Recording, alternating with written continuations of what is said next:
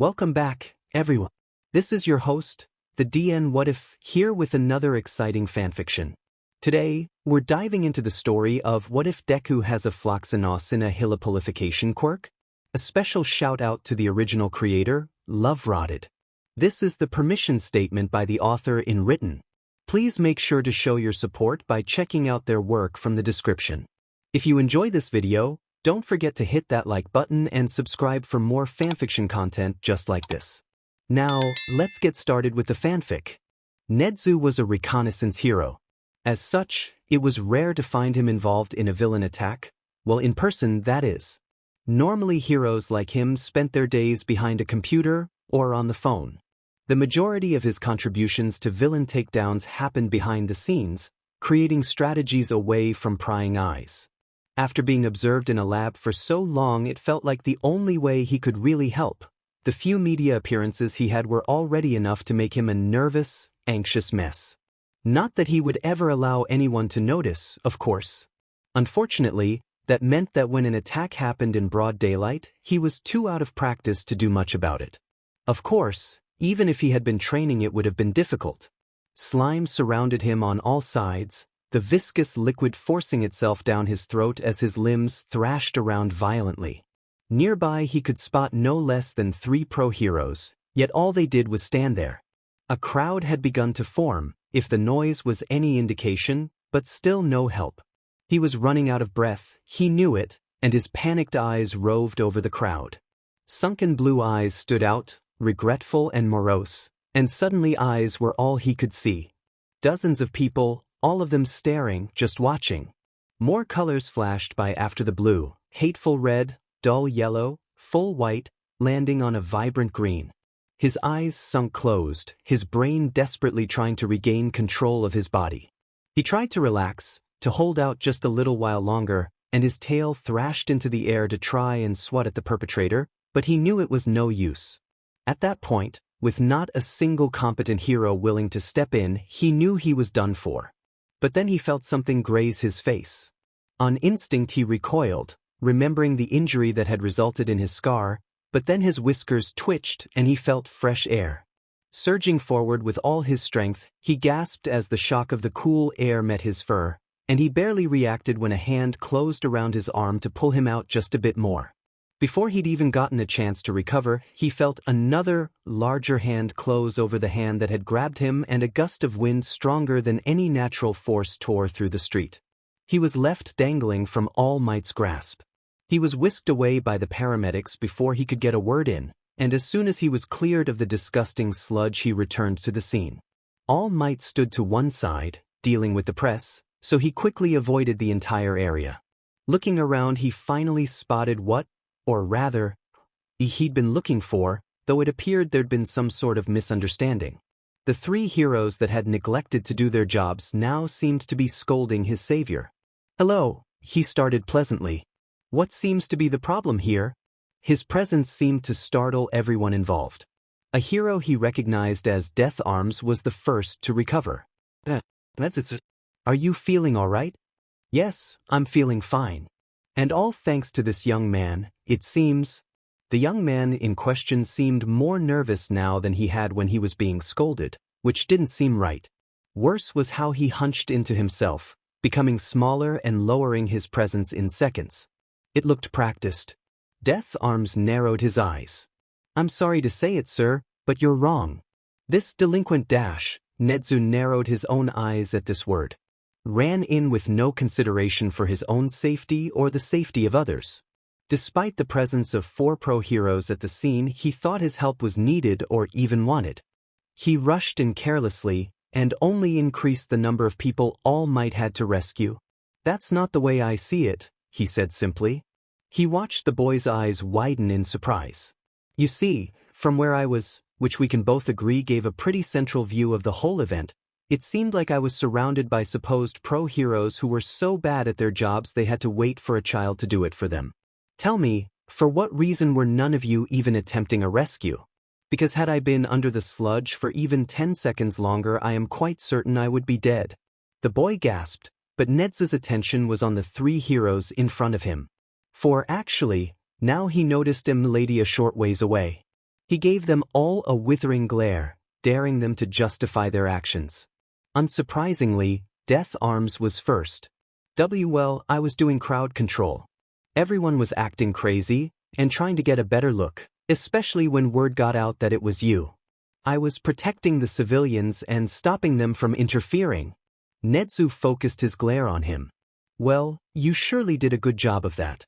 He winced internally when he saw the green-haired boy flinch at that, but he kept staring at the remaining heroes.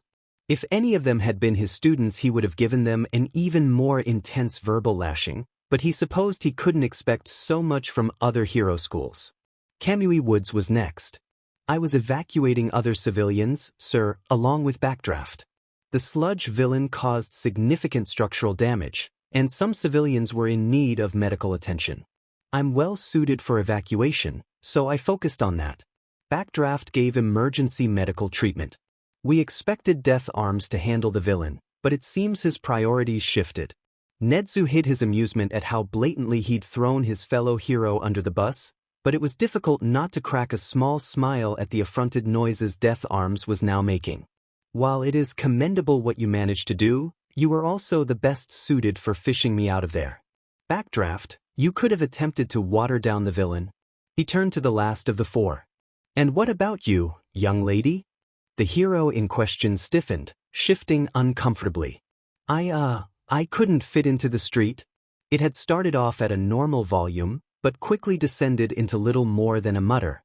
Nedzu sighed. He'd expected more of the next generation of heroes. And what, pray tell, were you all waiting for? I almost died. Most civilians would not have lasted as long, and many would have caused more problems in their panic. Did you even try to strategize? We were waiting for someone with a suitable quirk. None of us were really suited for the situation, and we especially didn't have a way of apprehending the villain. So we stalled, and eventually All Might came, so it worked out. We don't deserve to get scolded for doing the right thing.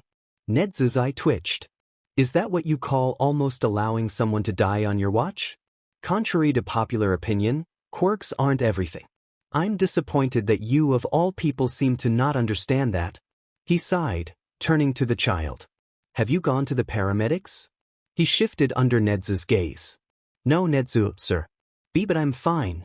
I coughed out all the sludge a while ago, and just now I didn't even get hurt.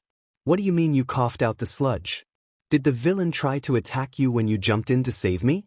Nedzu was surprised, and even more horrified by the actions of these heroes. How could they neglect to make sure he was all right? But looking closer, it seemed that they were as surprised by this as he was. Hopefully that meant it hadn't been bad. The villain attacked me first, about a half hour ago. All Might rescued me, but then I did something stupid and freed him and caused all this trouble, and it's all my fault and dashed. The rest of what the boy said became nearly unintelligible. Mumbling, but Nedzu was too shocked to pay much attention. He interrupted his ramblings. Did All Might make sure you were okay? Call the paramedics? Anything? Externally he appeared to be calm, but internally was anything but. Yagi had better hope that the answer given was the correct one. Well, no, but he didn't really have the time. He did tell me how to get down, though, and my lungs feel fine now, and he even signed my notebook. So it's all right really. Get down from where? Well, we ended up on the rooftop of an office building. It was easy to get someone to come up and let me down. I'm going to kill that blonde buffoon. Just as he was about to insist that he go get checked by the paramedics, he rushed away. Anyway, I have to get home or my mom'll worry. It was nice to meet you, Nedzu sir. In seconds he was gone, blended in with the crowd. Coincidentally, All Might had also disappeared. That luck won't last you, Yagi. Your days are numbered. He turned back to the heroes. Yours as well. He enjoyed watching them shiver. Suddenly MT Lady let out a panicked shout. Wait, we let him get away. Wasn't what he did technically vigilantism? Before Nedzu could defend him, Death Arms decided to dig his grave a tad bit deeper. Didn't you see his shoes? He's quirkless. He spit the word out like it was poison. For vigilantism you need to use a quirk. The disgust and contempt in his voice reminded Nedzu of the way people spoke of him, on occasion. He would not stand for it. Good to know that a middle schooler could do without a quirk what you could not do with one. Perhaps you do not deserve your license, if you're less competent than someone you seem to have such hate for. He sputtered out excuses, but Nedzu resolutely ignored them. Addressing all of them, he gave them a quick warning and the knowledge that they'd be placed on probation. He began to walk away, content to let the day's events slip from his mind until he felt prepared to fill out the paperwork and perhaps try to find the child who saved him, when he spotted a charred and soaked notebook on the floor. It looked like it had maybe been well cared for at some point, but it was far from it now. Thankfully, the pages had dried enough to look through it carefully, and he happened to open it onto a page covered in bold marker. All Might's signature, to be exact. Curiously, it looked to have been written after the rest of the damage had been done. Remembering how the boy had mentioned an All Might signature, he held onto it, hoping to return it to him personally. It wasn't until he read the titled Hero Analysis for the Future that he felt compelled to look into it further. He was shocked to find page after page of in-depth analysis of many popular heroes. Some of the writing was too messy to understand, and a lot of the ink had begun to bleed because of water damage, but whatever was left would give most professionals a run for their money. There were even some applications for his staff's quirks that he himself hadn't thought of, though to be fair he wasn't focused on that type of work. Nedzu could barely contain his excitement at the mere thought of molding such a brilliant young mind. With that, he began to make his way through the crowd and towards the general direction he'd seen him go. It was child's play to connect to a few public security cameras, and now with a location in mind he sped up. Finally reaching him, he hid behind a corner as a very loud blonde teen stormed away. Emerging from his hiding place, he made his presence known with a cough. The height he achieved with the shock jump was truly impressive. Nedzu, I'm sorry, did you need something from me? His eyes were blown wide and it seemed he was nervous. Quite the opposite, actually. I have something of yours. He held out the notebook for him to take, which he did quickly. He cradled it to his chest, and Nedzu spied some tears beading in the corners of his eyes. Thank you. I hadn't even realized I'd lost it. He bowed. I'm honored you came to give it to me personally. He turned to leave. I also wanted to thank you. The child started. It was very heroic to jump in there. Are you planning on being a hero? He watched as the kid tensed. His response was hesitant. I was. I'm not anymore, I don't think. That was alarming. May I ask why? I'm quirkless, sir. He looked a little surprised at his own outburst. Everyone says I can't be a hero. Even All Might. I need to be realistic. Nedzu mentally added another tally to the list of things Yagi had to answer for. He watched as the kid locked his gaze downwards, as if expecting something negative. What's your name? Oh, Midoriya. Midoriya Izuku. Well, Midoriya, I happen to have a little look in your notebook. What I found surprised me. He ignored the sudden flurry of apologies for now. The analysis in here is incredible. If it were refined, I'm sure many pros would be willing to pay quite high sums for it. Not to mention that they could all be used to take them down fairly easy. Your mind is quite the weapon. At this point Midoriya was looking at him, transfixed. He had his attention. Midoriya, my quirk only gives me enhanced mental capacities. Yet I'm still a hero, correct? He nodded. I can tell you with full confidence that if you work for it, this analysis could be used to further hero society immensely. Midoriya Izuku, he said, you can be a hero. He was not in any way prepared for the deluge of tears that followed. Once Midoriya calmed down, Nedzu asked for his contact. The boy was puzzled for a moment, but when Nedzu explained he'd like to help him train his analysis, he burst into tears once more. Human emotions confused Nedzu on the best of days, but he was fairly sure this wasn't normal. Eventually he actually looked at the time, and politely excused himself. Upon realizing how late it was, Midoriya scrambled to apologize and also race home. Apparently his mother was prone to worrying. Nedzu watched him go, his tail happily swishing side to side, before finally letting his artificial smile drop as he turned to All Might. Get out here. I know where you are, you blonde idiot. His voice was a little sharper than usual, but he felt it was justified. His eyes narrowed as the skeletal form of Yagi Tashinori stepped out from around a corner. He looked vaguely terrified, which was strange considering he shouldn't know exactly what Nedzu was angry about quite yet. He started speaking, but his voice cracked and he tried again. And it's good to see you. What are you doing here, exactly?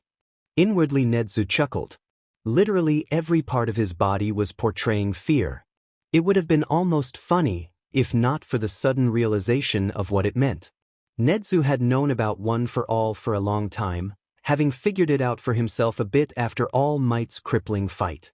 He had also been kind enough to allow Yagi to take on a teaching position at UA, provided he got at least some semblance of teaching education, to help him find a successor. He also knew that he only showed fear when he was risking losing a friendship, and as far as Yagi knew, the only thing that consistently bothered Nedzu was someone trying to take what was his. No, absolutely not. His words were clipped, clear. He made his glare a bit more obvious. Unfortunately, it appeared he hadn't yet realized what had happened. He scratched his head, taking a surprised step back. What? Nedzu, I don't know what you're objecting to, exactly dash. I'm objecting to you poaching my apprentice. He needs someone to guide his mind, not some big blonde dumbass forcing him to do push-ups. I got to him first, and I'm keeping him. I haven't had a proper mind to mold before, and I'm sure it will be a very constructive experience. For both of us. Yagi stood there, mouth gaping like a fish. It was rare for Nedzu to swear. He began to protest. But he's perfect. He has a heroic spirit, and I really need to find a successor dash. And you will get your chance, he interrupted him. That is why you're planning on coming to UA, after all. What you want is another meathead to fit into your own mold, and Midoriya is too valuable an asset to allow you to do that, he said, dripping with disappointment. I suggest you do some serious thinking about your successor and how much autonomy you really want to give them. Meanwhile, Nedzu's smile sharpened, but it held no warmth. We have much to talk about, Yagi. The man in question shivered. Dash asterisk asterisk dash asterisk asterisk dash asterisk. You absolute Swiss cheese-headed, muscle-obsessed, insensitive buffoon. They both stood for a while, the only sound coming from Nedzu's heavy breathing after his rant. Yagi held a handkerchief covered in blood, his expression sheepish and cowed. He was hunched over slightly, eyes glued to the ground. He wouldn't argue. It hadn't ended well the last few times. Finally, Nedzu caught his breath. He turned back to the thin man, ready to wrap up his scolding. His voice softer now, he began. Yagi, I understand why you did what you did. Most of the time I would have said the same thing. But there are a few things you failed to take into consideration. He held up his paw, listing things off. Firstly, he'd just gone through a very traumatic experience. Second, he was very clear about you being his idol. Third, you left him alone on a rooftop. And lastly, you failed to keep in mind that quirkless suicide rates are at an all-time high. At this, Yagi's head snapped up. They're what? He breathed. Nedzu only nodded sadly. It's good to give him other things to focus on, but not immediately after crushing his first dream. You would say something along the lines of, there's nothing stopping you from trying, but remember that you can help people significantly in many other ways. Or, working behind the scenes to help heroes is even more important, sometimes. Keep your options open? Nedzu sighed. But that wasn't the main problem. Not ensuring he got medical attention, allowing the villain to escape without notifying more heroes, and revealing your life and career-threatening injury to a middle schooler you met 10 minutes ago are all arguably worse. You need to be more careful, Yagi. The man sighed, picking himself up. I know. It has become painfully obvious. He turned to face Nedzu fully and bowed. Thank you, Nedzu. And I'm sorry for trying to poach your student. He cracked a small smile, much more genuine than the one he wore as All Might. Make sure to prepare him well. I look forward to having him in my class someday. He buffed up, enough time having passed for him to recover some strength, and leapt away. Watching him leap away, Nedzu shook his head. Still, he couldn't help the fondness that welled up for the man. Compared to the people he was used to dealing with, both in the HPSC and his staff, his incredibly genuine nature was a breath of fresh air. Dash asterisk asterisk dash asterisk asterisk. His small body not capable of moving around as effortlessly as All Might, Nedzu called for a car. It arrived in minutes, and soon he was sitting back in his office at UA. He had other duties to get to, but first, he had a couple of things to look into. If Midoriya was that proficient in what he referred to as just a hobby among his high-speed nervous ramblings, then his grades must be absolutely stellar. Quickly figuring out what school he went to based on what he remembered of the uniform he'd seen, he wasted little time hacking into Aldra's file system. Sure, he could just ask for the relevant file, but he enjoyed the small challenge and very much did not enjoy the prospect of human interaction. He shivered slightly in his seat. Pulling up the top-scoring students, he waited for a familiar head of green hair to show up at the very top. He was surprised, instead, to find an angry-looking blonde by the name of Bokugu Katsuki. He looked familiar, and it took Nedzu a few seconds to place him as the boy that had been yelling at Midoriya before Nedzu arrived. Assuming it to be a one-off thing, he was increasingly surprised to scroll down and find other names. It took him nearly 3 minutes of quick scrolling to land on his future student. That couldn't be right. That was the only thought that occupied Nedzu's brain at the moment. This was a puzzle, surely. Midoriya was barely in the top half of the entire school, his grades just enough to not get thrown out immediately by any good high school. Fortunately, Nedzu loved puzzles. The first thing he noticed was how closely the grades towed the line of failure, but never slipped. Throughout the entire 2.5 years he'd been there, they hadn't dipped below the line once. A bit more hacking revealed scores from individual periods of time, and they revealed even more information.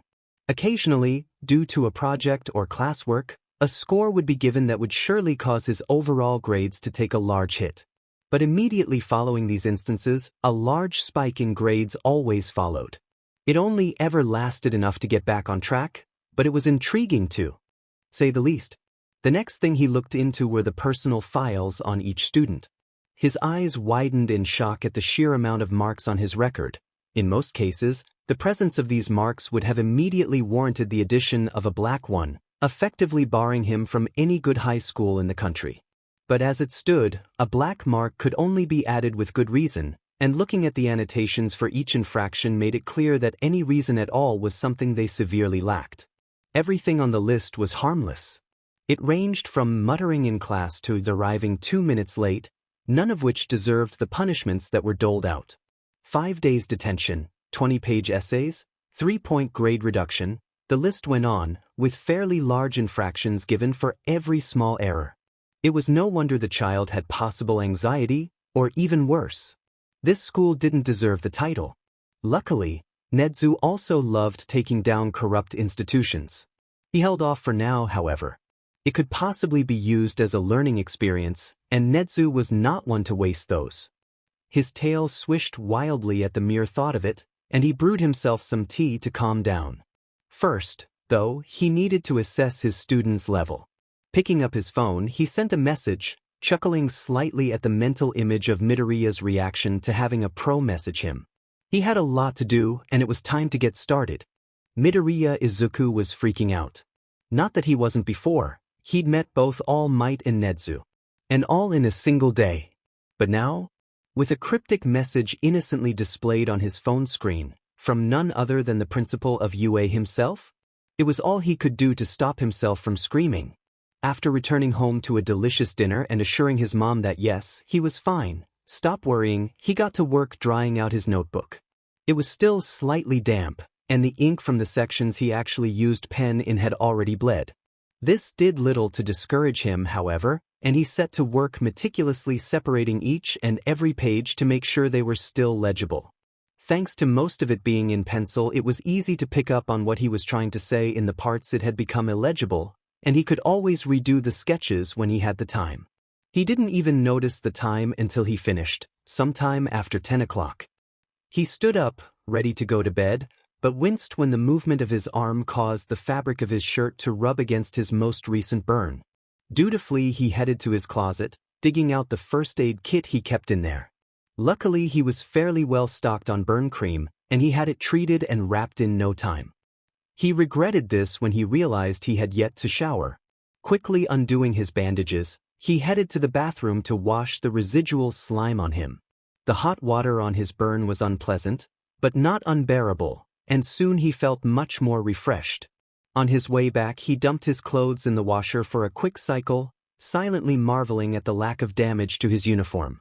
It had been a while ago, when Izuku was still friends with Kaken, that he figured out about the dual part to his friend's quirk. The mutation had always been there, it was the only explanation, since sweat glands couldn't just spontaneously gain the ability to secrete nitroglycerin. The only thing that had come in at the age of 4 was his ability to ignite it, using small sparks he could produce just above his palms. Considering how Uncle Masaru's quirk let him start small fires in the palm of his hand, this mutation made sense, if a little bit of a stretch.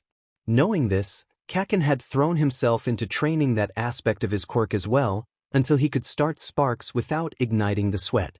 Of course, soon after came the ability to burn Izuku without leaving evidence on his clothes. As ingenious as it was, Izuku just wished he would figure out a way to practice without him.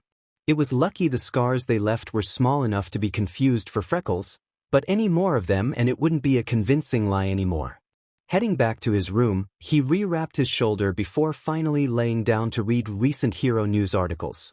He promised himself he'd go to bed after just a few articles, but he knew that was a lie. Some nights he didn't even sleep.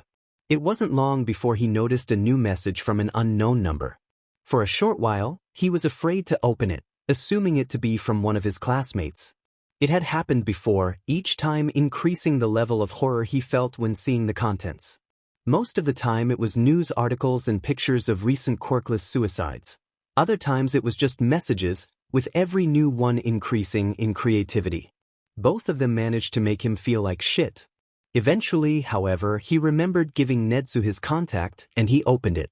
The message was small and cryptic, reinforcing everything he'd ever heard about the principal, but instead of feeling nervous or scared, however, he felt excited.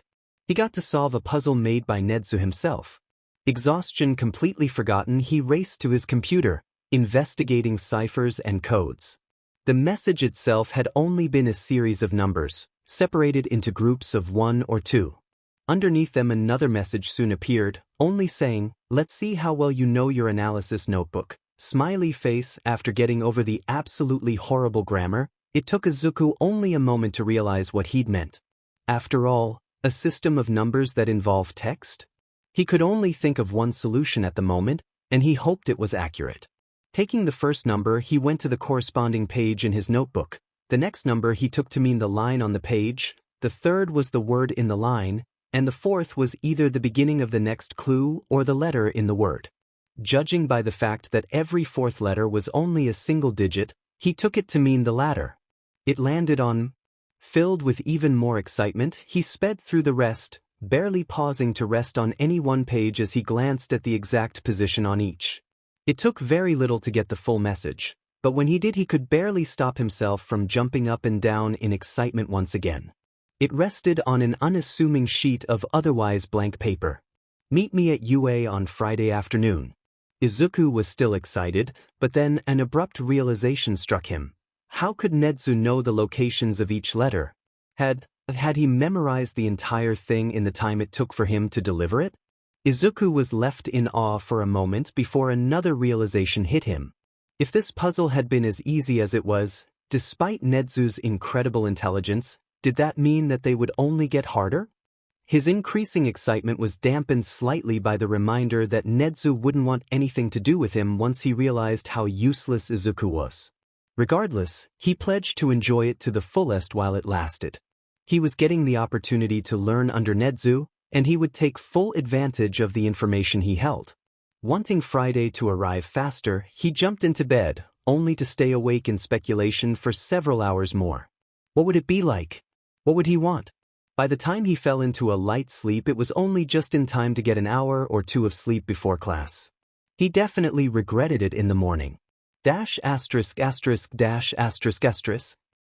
to his exhaustion the next day, he was much less prepared for the onslaught of verbal abuse he received the moment he walked into the classroom. It seemed Kaken's words from the previous day had spread around, and by the sound of it he'd broken some sort of barrier.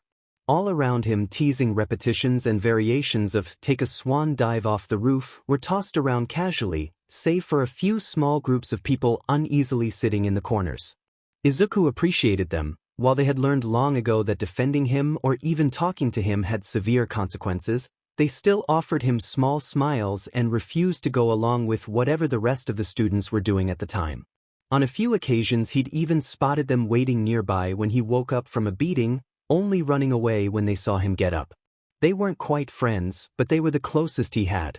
Softly groaning internally, he sat down and tried to ignore everything while simultaneously looking like he was on the verge of a breakdown. It wasn't too far from the truth, but to be honest he'd grown used to the insults and all manner of verbal abuse long ago. The fact that it had now progressed to something more serious changed little. Just like always, the bullies only wanted to get some sort of reaction out of him, and so long as it seemed like they were on the surface they wouldn't move on to anything more physical. Usually. As per usual, Kaken was the exception. He would launch attacks with no warning, with no reason at any time. There was no indication that he was on edge or that he was even thinking about it. It all happened on a whim, and that was what made him all the more dangerous. Luckily for him, Kaken didn't arrive until class had already started. As violent as he was also obsessed with his grades, so normally class time was off limits. It didn't stop the occasional glare or pencil projectile, but he could handle it. It was fine. Surprisingly, it took until the end of the day for things to escalate. He'd just started packing his things, excited to head over to UA, when Kaken stomped over to his desk. Izuka didn't notice until it was too late, twin explosions impacting the table in front of him. Fortunately he'd learned from the day before and had no notebooks there to burn, but the loud noise made him flinch back violently anyway. Looking around quickly, he saw that all students and even teachers had left. He looked back up, nervous. Hey, Kaken. What's the matter? The blonde said nothing, only glaring at him. They stayed there, green eyes downcast and red ones directed straight for his, until he finally broke the silence. Why'd you do it? Out of all the things Izuku had expected, a simple question was not one of them. Huh. Several more crackling explosions rang out. You know what I mean, Deku. Why did you run in to help the rat? There were heroes everywhere. And you're quirkless. So why? Izuku was stunned. A conversation this long without any bodily injuries? What were the chances? Plus, it looked like Kaken was genuinely curious, which was rare. His life wasn't normally interesting enough for that. His mind snapped back to the present suddenly, eyes taking note of the increasingly more impatient look on the other's face. He responded hastily. It just looked like he needed help. Plus, none of the heroes were doing anything about it. You saw them. The glare only intensified. He clearly didn't believe him. Izuku let out a soft sigh. I moved without thinking, okay? Silence stretched out once again, until he continued. I just couldn't stand seeing him in pain, when I could do something about it. My legs just started without my knowledge, and suddenly all I could do was try to pull him out. I know it wasn't any of my business, but isn't that the essence of a hero? Getting involved when you don't have to? Another silence stretched out.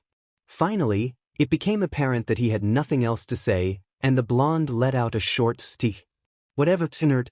He walked out of the classroom without so much as another glance at him. Thoroughly perplexed but relieved about the somewhat peaceful turn of events, he hurried out of school through a back door and made it home without further encounters.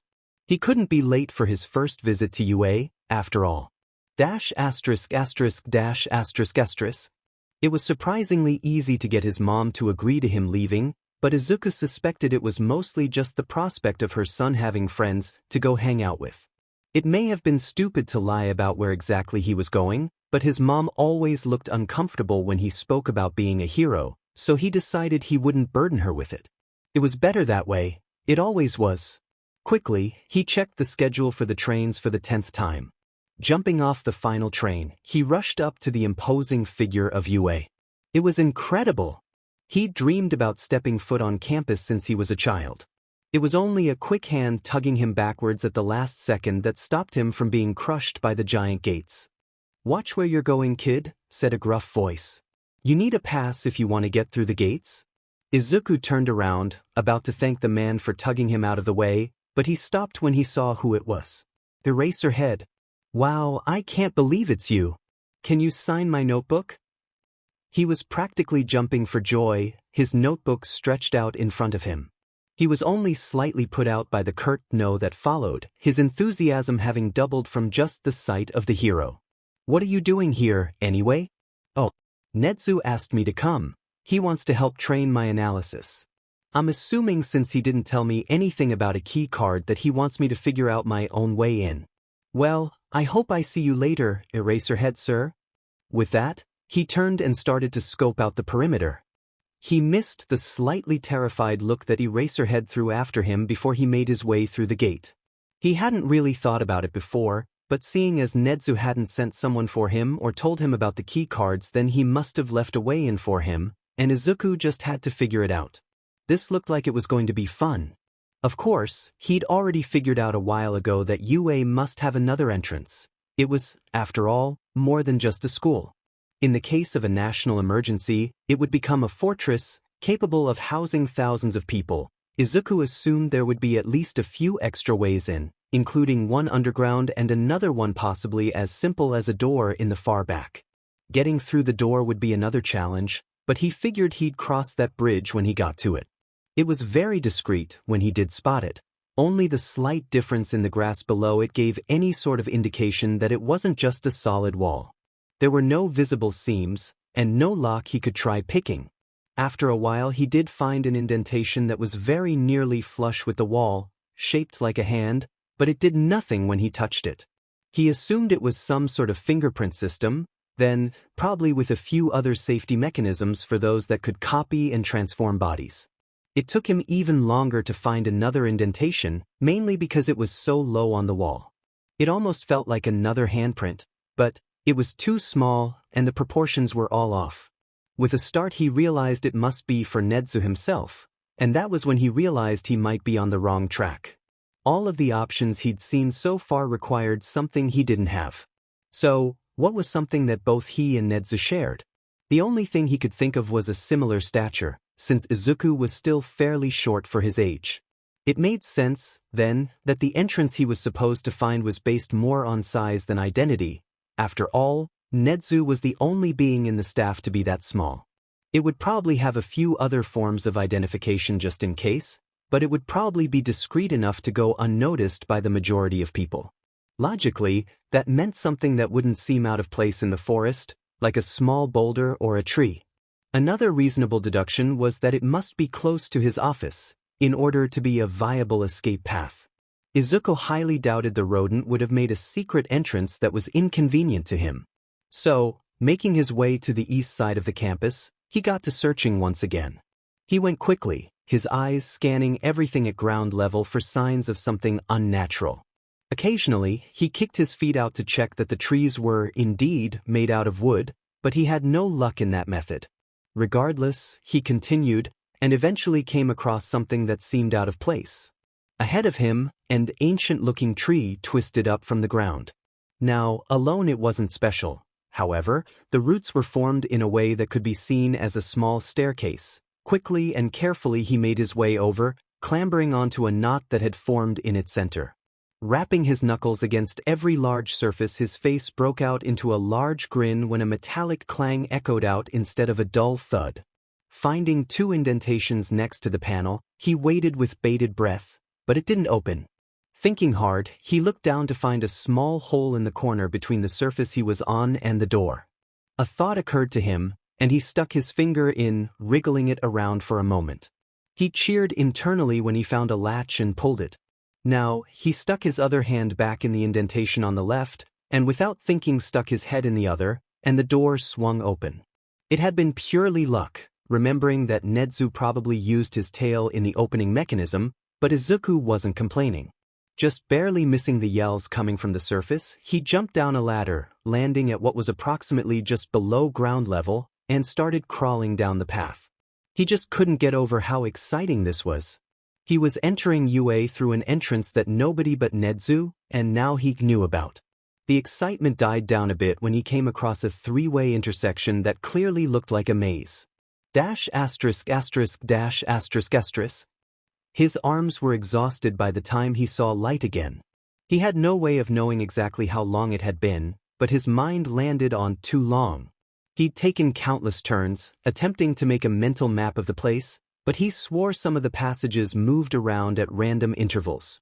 By the time he'd factored the movement into his mental maze, he was on the verge of giving up, but finally he made it out. In front of him, the passage extended so far he couldn't see the end, light coming in intermittently from what he assumed to be classrooms. He must be in the vents, then. Unsurprisingly, the first room was Nedzu's office.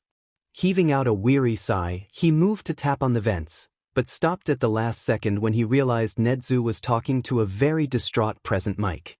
"It's been hours, Nedzu. The little listener is lost, he has to be. I've scanned the entire perimeter, calling out his name, but he never showed up. We can't be liable for a child's disappearance, Nedzu." He seemed frantic, his hands digging into his hair in desperation. Izuku got a worrying thought. What if Nedzu hadn't intended for him to find the maze? Had he just worried everyone? No. He was getting kicked out, wasn't he? He'd screwed up. Slowly, hesitantly, he raised his hand and knocked on the grate of the vent a few times. Nedzu's ear twitched, but nobody turned around. He did it again, more forcefully. This time Present Mike jumped, his eyes scanning the room before landing on the vent. "Present Mike, sir? I'm fine, Sorry for worrying you." Everything was silent for a moment, before Present Mike whispered what sounded suspiciously like, "Oh no, another one," and ran out. Nedzu waited until the door closed behind him to start cackling. "You can come out now, Midoriya. There's a button next to the vent that opens it up some more." Finding the button, he made his way down quickly. Immediately he started apologizing. "Nedzu, I'm so sorry. I thought you wanted me to find my way in on my own, and I didn't even stop to think about it, and I made you and Present Mike worry," and he was interrupted by a hot cup of tea being pushed into his hands, which he gratefully took. At Nedzu's gesturing, he took a seat, and they sat in silence for a little while, enjoying the calm. At last Nedzu spoke again. "While it is true that I didn't originally plan for you to find another entrance, I must say it was very entertaining. Your ingenuity has surprised me, Midoriya. And don't worry too much about worrying me or Yamada. As soon as you found the tree, I knew where you were, and I disabled some of the security protocols. I'll have to reprogram them soon to allow you in as well." He started tapping away at his keyboard, seemingly engrossed in his work. Izuku just sat there, stunned and confused about what he was supposed to do now. After a little while, Nedzu noticed. "Oh, how rude of me. I didn't give you anything to do." Leaning down, he stuck his paw down to rummage for a little while before he pulled out a packet of paper. "I originally planned for this to take the whole afternoon, but after your unplanned detour, I doubt you'll have the time. Don't worry, these are simply to see where you are academically. Feel free to answer them as quickly or slowly as you want, but do try your best. You'll have more time tomorrow." Plopping the packet down unceremoniously, Izuku took a curious look. As far as he could tell, it was just a simple mixed multiple choice and essay test, but knowing Nedzu, it was probably much more than that. Determined to impress him, he got to work. It didn't take long for him to find a rhythm, and he found himself actually enjoying it as well. It was nice to have company while he worked, and it helped that there was a fairly large section on Quirk theory. Before long he was asking for more paper, something he normally never did, and even asking questions for clarification. Compared to his regular teachers, he just felt so much more comfortable around Nedzu, and he wasn't sure why, exactly. It was as though the rodent understood, more than anyone else, at least. He was so determined to impress his hopefully mentor that he completely forgot about time. By the time he finished the last question on his packet, an essay type about early Quirk law, it was completely dark out. Not that he noticed, however. He was still absorbed in his packet, double-checking everything. He was interrupted by a knock followed by the swish of the opening door and a tired voice filtering in. "Nedzu, it's time to go home." Also, Hisashi was in near hysterics earlier. Did that have anything to do with that? He paused, staring straight at Izuku, who squirmed slightly under the attention. Suddenly, he turned on his heel and left, not bothering to say another word. Nedzu chuckled. Now reminded of the time, Izuku looked at his phone only to be met with a dozen frantic messages and 6 missed calls from him mom. He could barely contain his panic. "Nedzu, I need to get home. Are there any trains that leave soon? Maybe, but just one and it's too far away to reach in time, especially if I have to get through you. Maybe I should just walk? But dash. Not to worry, Midoriya. I know a way there. Follow me quickly. Embarrassed at getting his mumbling interrupted, he followed without complaint, leaving his test on Nedzu's desk. Though, instead of going towards the door, Nedzu motioned for him to join him behind his desk. He looked around, trying to spot whatever hidden mechanism was there among the clutter, when the floor dropped out from beneath him and his stomach flew into his mouth. He was only slightly embarrassed to admit he let out a very loud scream on the way. Fortunately, the platform they were on came to a gradual halt, instead of an abrupt one, and he found himself staring down a network of tunnels. In slight awe, he stepped off, marveling at the obviously well-maintained space. Behind him, Nedzu only let out a slight chuckle, hopping down to lead him down a series of seemingly random twists. He explained as they walked. These tunnels were built by my own orders not too long ago. They lie just below the sewer system, and few people know of their existence. Because of that, I found maintenance somewhat difficult to come by. That is, until I made the rule that Aizawa had to spend a full day down here for every student he expelled. They've been practically sparkling since. They came to a stop next to a ladder, and Nedzu continued. You should be able to climb this ladder to the sewers, and then to the manhole cover just next to the station. It's light enough for me to lift, so you shouldn't have any problems. Izuku started to climb. Next time I'll start teaching you where and how to get in, so that you can use it as a mode of commuting. I find them to be much easier to navigate and much less troublesome than the paths with people and obstacles. At this, Midoriya paused. When he spoke it was hesitant, shy. So, there will be a next time? Nedzu looked slightly affronted. Why, of course. You're a truly impressive individual, Midoriya Izuku. I'm not letting you go that easily. Midoriya laughed, short and bright. So I should come back tomorrow then? I'd like that very much. All right. He gave Nedzu another smile and kept making his way up. See you tomorrow. That night he slept more peacefully than he had in a long time. And despite his mother's scolding and the still fresh burn on his shoulder, he couldn't shake the feeling that his life had begun to drastically change for the better. Melissa was just playing games on her phone when she got the call. It was much more anticlimactic than she would have expected or hoped, really, though she supposed that it was pretty typical of Uncle Might. That did nothing to diminish the absolute shock she felt when she picked up and the first thing he said was, "Do you want a quirk?" Next was a whirlwind of video calls with him and her dad present, learning all about One for All. At first, it seemed Uncle Might was perfectly happy to leave it at, "It's a stockpiling quirk that's been passed on to me, and I want to pass it on to you," but luckily her dad put a stop to that real quick. Soon enough, she knew the long, tortured history of what was once a struggling dispute between brothers. Despite this knowledge, however, how could she say no? It was a dream come true. Besides, she'd get to spend more time with her uncle and maybe even make friends her age. It was an offer she couldn't pass up, though she still thought long and hard about it before officially accepting. The sheer amount of physical activity that would have to go into it was definitely daunting. Nevertheless, she vowed to work for it. Her entire life had been spent working twice as hard as everyone else just to be taken seriously. 10 months of hell would be nothing. Not even 3 days after, she was touching down in Japan. She'd known, logically, that her uncle had gone through some rough changes, and the video calls had shown as much. Still, that did little to prepare her for what she actually saw. He looked gaunt, thin, like a scarecrow had come to life, and it scared her that someone so strong could be hurt so badly. At least she didn't have to deal with the villain who did it. The first few days had been a bit awkward. She hadn't seen him in so long, and it seemed he didn't really know how to interact with teenagers, so they'd been at a bit of an impasse during the time she spent getting settled. But she had a lot of questions, and they were bound to come out eventually. Her final breaking point had been during a weirdly silent dinner. "Uncle Might," she'd started. He looked up, startled. "Yes?" She turned the question around for a bit in her head. She couldn't back out now. She knew her uncle, and if she just said never mind, he'd push until he got to the root of the problem. So instead she considered the question, trying to figure out the best way to frame it. I'm extremely grateful for your offer, and I'm not second-guessing my answer, but she trailed off for a moment. I guess I was just wondering, why so sudden? We hadn't seen each other in so long, and then just out of the blue, you offer me your quirk. What happened? He looked slightly uncomfortable, shifting in his seat. Oh God, she wouldn't like the answer, would she? That was in no way a promising reaction to her question. Is it? I've been looking for a successor for some time now.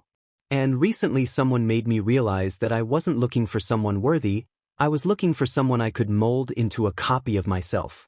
I wanted for my legacy to last, and I wanted to keep living, keep saving people, through someone else.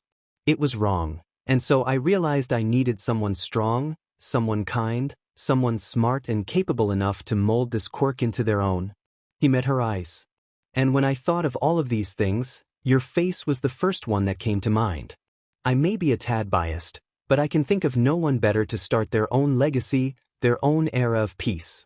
I had no other plan in place should you have said no, and I cannot tell you how grateful I am that it worked out.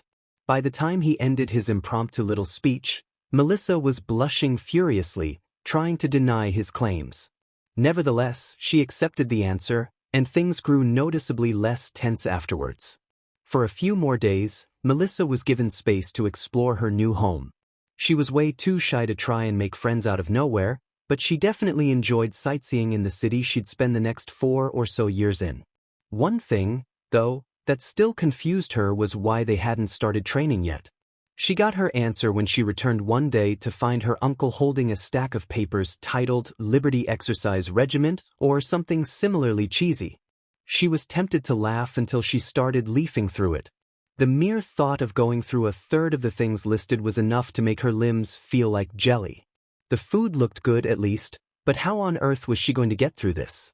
She gritted her teeth. There was no how, only when and where. She would get through this and she'd come out stronger than ever. She still cursed herself for accepting a few days later when she had to drag a fridge down the beach with an already aching body. *******. She first spotted him about a week into her training. It was towards the end of the day, after she'd already exhausted herself to the very brink and didn't have the energy to get up.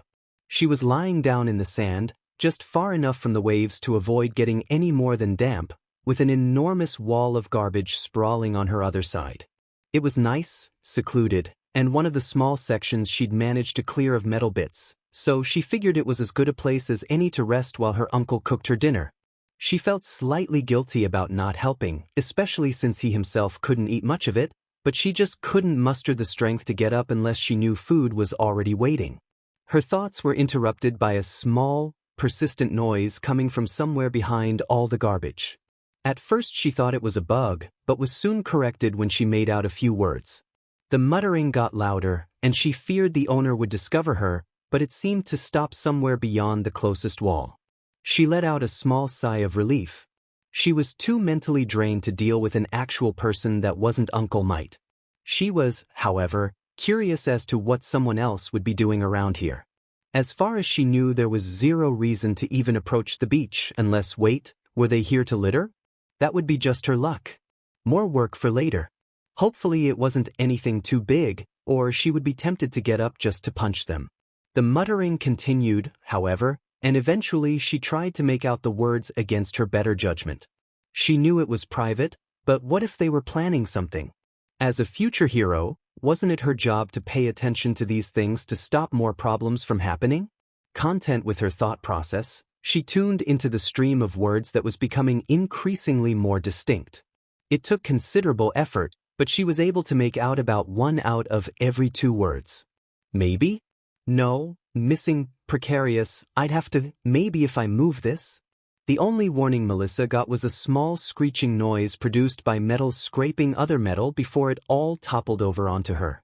She let out a startled scream, and the muttering stopped. She didn't notice, however, too preoccupied putting her hands up as shields from the large amount of very sharp things suddenly falling onto her face. She also wasn't able to stop the string of very creative curses she let out. "Are you okay? Oh my God, I'm so sorry, I didn't know you were there. Can you hear me? Are you hurt? I'm going to get you out of there. Just hold on dash, the words just kept on coming, and funnily enough it distracted her from the pain enough for her to not struggle and make things worse while he dug her up. Seemed to be taking considerable effort, however, if the grunts at every small piece were anything to go by. Little by little the removed debris revealed a head of dark green hair and even brighter green eyes. Soon she realized why he was taking so long. He was built like a twig and was definitely shorter than her. Somehow he was in even worse shape than she was, which made her feel a little better about her current situation. Enough trash cleared, she reluctantly obliged when he told her to sit up, and was surprised to see sterilized gauze and an antiseptic spray held out already. Without stopping his stream of panicked, apologetic words, his hands moved to calmly clean and bandage the various cuts she'd received, all of which were thankfully fairly shallow. They felt professionally done, perfectly snug against her skin without being too tight. Idly she wondered if he was training to be a paramedic. Her head snapped up from examining her bandages when she caught the tail end of what he was saying. "And anyway, I have to go now. I'm so sorry again for the injuries. I hope the bandages feel alright, okay, bye." "Wait dash," she tried calling out to him, but he was already hurrying over the mounds of unidentifiable bits and bobs to reach to residential area near the beach. She sighed in disappointment before picking herself up and making her way home, not at all excited at the prospect of explaining her injuries. At least they were already taken care of. Dash asterisk asterisk dash asterisk asterisk. In the days that followed, the green bush at the top of his head became a fairly common sight up and down the beach. Luckily, his times rarely coincided with her uncle's. Normally she'd spot Greenie, her nickname for him, since she had nothing else to call him in her head, in the late afternoons, just as she was about to head back to have dinner. She knew that he was nearly unrecognizable in his small mite form, but still, it was her opinion that he couldn't be too careful. It wasn't like it was a secret he could go shouting from the rooftops, or telling to every fan who asked. As unlikely as it was, he shouldn't risk someone seeing him and putting it all together. Encounters with her, however, were far more common. If not for him seemingly avoiding her, they would have run into each other at least half a dozen times per day, but for the most part he stuck to the fringes, picking at things only he could see. Sometimes he brought a bag with him, and would leave with it noticeably bigger than before. Often he even struggled with carrying it, though that didn't surprise her quite as much. His arms were the size of PVC. She would have been perfectly content to continue to ignore each other, but she'd been lonely. For weeks now it had only been her and her uncle, and though she loved him, it was getting tiring. She needed to talk to someone her own age, even if it did look like he was at least a couple years younger. Plus, she was extremely curious to find out what he was doing on the beach so often. So one day, when she saw him about to leave the beach with his mysterious bag, she cornered him. Well, cornering sounded a bit aggressive. She just stood at the point for beach access, knowing there wasn't any other way off or onto the beach. Leaning on a fence, she waited. And waited. And waited. Before she knew it, almost an hour had already passed. Quickly looking over the beach, she failed to spot the telltale tangle of green curls. Had he figured out another way off the beach? If so, why? Was he so intent on avoiding social interaction in general, or was it just her? The next day she attempted the same method, but kept an eye on him. Still, he managed to somehow disappear into the mounds of scrap and didn't reappear. Day after day Melissa waited, now less intent on befriending him and more focused on solving the mystery. Where could he be going? The entirety of the beach was still covered, as far as she could tell, save for a few spots she'd managed to clear on her own. However, judging by the fact that he disappeared in approximately the same spot every day, she decided to check it out. The following few days she made excuses with her uncle so she could slowly but surely shift her efforts to that particular area. It took a while, and she came no closer to catching him in that time, but finally she'd carved a path precariously leading to her objective. And then one day, finally, she fully uncovered something. It was an opening, one that could only be the mysterious exit he'd been using, and it was just a sewage drain. At least it didn't really smell. It seemed this one had been sealed off when the garbage had appeared or sometime around then. It wasn't the cleanest, but it was in decent shape for having spent years buried under trash. But the question remained, how was he using it to leave? And more importantly, why? That same day she waited there instead, hiding slightly out of view behind what used to be some sort of appliance. Soon enough she heard light footsteps, but the mutter wasn't present. She stepped out just as he was about to reach the entrance. "Hi," she said, enthusiastically. She was happy to finally catch him, and excited to find out what he'd been doing. It was pretty shady, to be honest, but he didn't seem like the kind of guy to be involved in anything too bad. Hopefully. Gah. He jumped, dropping his bag onto the ground. Various metal pieces spilled out, seemingly scrapped from larger hardware. Quickly he bended over to pick them up, and Melissa joined him. She spoke as she did. "Sorry about that, I've just been really curious about what you've been up to recently. And why would you choose to leave through the sewage drain? How did you even find it, anyway? It was covered in stuff." He looked at her, surprised. "That's why you've been waiting for me at the entrance? Because you were curious?" "Well, yeah. Why else?" He shifted slightly. "I thought you were mad at me. You know, for the whole dropping a mountain of garbage on Yuch thing." She blinked. "So you've been avoiding me because you thought I was mad at you?" Sheepishly he nodded. Oh. She didn't think of herself as particularly intimidating, but to be fair he was pretty small. "Well, now that that's cleared up, what have you been doing?" He glanced to the side as though trying to avoid the conversation. "If I do, will you tell me what you've been doing? I see you here every day, and as far as I know that's not exactly normal." She huffed. "Fine, but I asked first." He sighed. "I've been collecting parts to start learning how to make support gear. It's fascinating, and could really end up helping me in the long run." "Help you? With what?" The question seemed to make him nervous. "I want to be a hero." "Really? Me too." His head snapped up, clearly interested now. "Is that what you've been doing here? Training?" "Yeah. I need more muscle training, so I've been cleaning the beach." He looked over the expanse and then back at her. "That seems a bit ambitious." Her eye twitched. She knew logically that he wasn't underestimating her. Hell, there was no way he could know about her lack of quirk. Still it felt that way. "Don't worry. I have a professional training me, and he's confident I'll make it in time." He perked up again. "In time for what?" With no small amount of pride, she answered. "The UA entrance exam."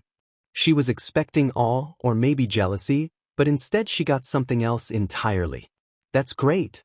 I'm going to be taking the recommendation exam. I hope I see you in class." The recommendation exam? That was an option? She wondered if it would be better for her to try that one. She'd have to ask Uncle Might about that later. She was snapped out of her musings when the boy, she still didn't know his name, started to walk into the sewer drain. Reflexively, her hand shot out to grab his wrist. "Wait." He turned around, confused. "There may have been another reason I wanted to talk to you." His eyebrows furrowed. "You see, I'm new to Japan, and I don't really know anyone my age, so, do you want to be friends?" She cringed slightly at how sad it sounded. His mouth opened and closed a few times, and he looked down at his feet. Her heart sank. Did he not want to? Did he think she was weird? She knew she didn't talk to many people her age, but was it really that obvious? "I'm quirkless." It was muttered quietly, so quietly that she almost didn't hear it. It still took her a moment to process, and when she did, she was left with more questions than answers. Why did it matter? Somehow, though, she suspected that saying that wouldn't quite help. "So am I," she said instead. His head shot up at record speed. "Really?" he breathed. Again she was confused. Wasn't around 20% of the population quirkless? Sure, she knew that most of those were in the older generations, but it couldn't be so rare that he hadn't met anyone else like him, right? Still, she just nodded. Though, remembering what exactly she was training for, she panicked and quickly tried to amend the previous statement. "Well, at least I think so.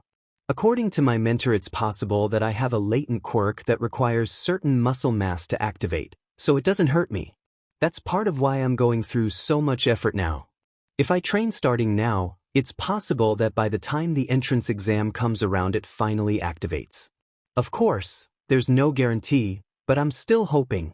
She hoped her rambling hadn't been too suspicious, but when she saw him furiously scribbling in a notebook he'd produced from somewhere, she knew she wouldn't have to worry too much. He'd started to mutter, and from what she could make out he was going over the limitations of her power, the chances it existed, and something called Quirk singularity. Vaguely she recognized the term from one of her dad's colleagues, but she was more into stuff that she could touch and experiment with. Maybe she could offer help with his support gear? That's something a friend would do, right? First, though, she needed to get home, and she was fairly sure the same was true for him. Gently, she nudged him into a slow walk where she led him through the frankly extremely dangerous path she'd cut through the garbage until they reached the entrance to the beach. He hadn't stopped muttering or writing the entire time. Patiently she waited for him to stop writing, and slowly he realized he was no longer where he'd been when he started. She was tempted to laugh at the bewildered look on his face, but opted instead for sticking her hand out. I don't think I ever introduced myself. I'm Melissa Shield. Or, Shield Melissa? That is how you say your name's here, right? He chuckled slightly as he took her hand. Belatedly, she also realized that the custom for introductions was different as well, but it seemed the boy knew her well enough. I'm Midoriya Izuku. It's nice to meet you, Shield. It felt weird being called by her last name, but she was worried that if she told him to call her by her first he'd feel pressured to offer the same. They exchanged numbers and promised to see each other the next day. Just as she was about to walk away, however, he came running back. Wait, he said between pants. Shield? As in David Shield? As in the most famous support gear producer in the world. She was vaguely surprised he hadn't brought up All Might. He seemed like a big fanboy. As she answered question after question from the excited boy, all she could think of was how nice it'd be to have someone to talk to. Things were looking up, she thought, and it was looking to be an exciting several months. She couldn't wait. She realized later that she'd never gotten an answer for why he always left through the sewers, but she supposed she'd have plenty of opportunities to ask again. She was proven right when the next day she found him waiting for her at the exit from the beach. It took little time at all to settle into a routine. It may have been a bit awkward at first, but soon enough they had a comfortable dynamic, taking turns to talk animatedly about their respective interests. Already Midoriya had a full several pages on pure speculation about her quirk, including estimates on power output based on her current strength and the strength she needed to activate it for the first time. It was scarily accurate, especially when considering the fact that he'd even estimated the height she could reach at full output with a simple jump. Similarly, Melissa already had dozens of sketches and blueprints drawn up for gear she thought he might need. She'd made a few for herself, of course, but her focus was on him and the sheer amount of functionality she could shove into as small a frame as possible. It was a fun challenge, and it helped to teach Midoriya a bit about how the gear worked. Currently she had a flamethrower, grappling hook, and retractable claws in a single lightweight gauntlet. In theory, that is, they lacked the materials and tools to actually make them before UA. For Melissa, this was a dream come true. Not only did she finally have someone her age to talk to, they also shared many of the same interests. Or at least they overlapped. From the way he'd acted when he said he was quirkless, she suspected he didn't have many other friends, so she hoped the feeling was mutual. Over the course of the last few months, there had been a few times he hadn't showed up to the beach at all. On those days, Melissa walked home a bit early to help her uncle make dinner. He was always apologetic the next day, frantically explaining that he'd had some extra schoolwork to take care of, but it always felt like he was withholding some information. She didn't pry, but she was curious. Why was he so secretive? Regardless, there were just so many slightly strange things about him that she forgot about it after not too long.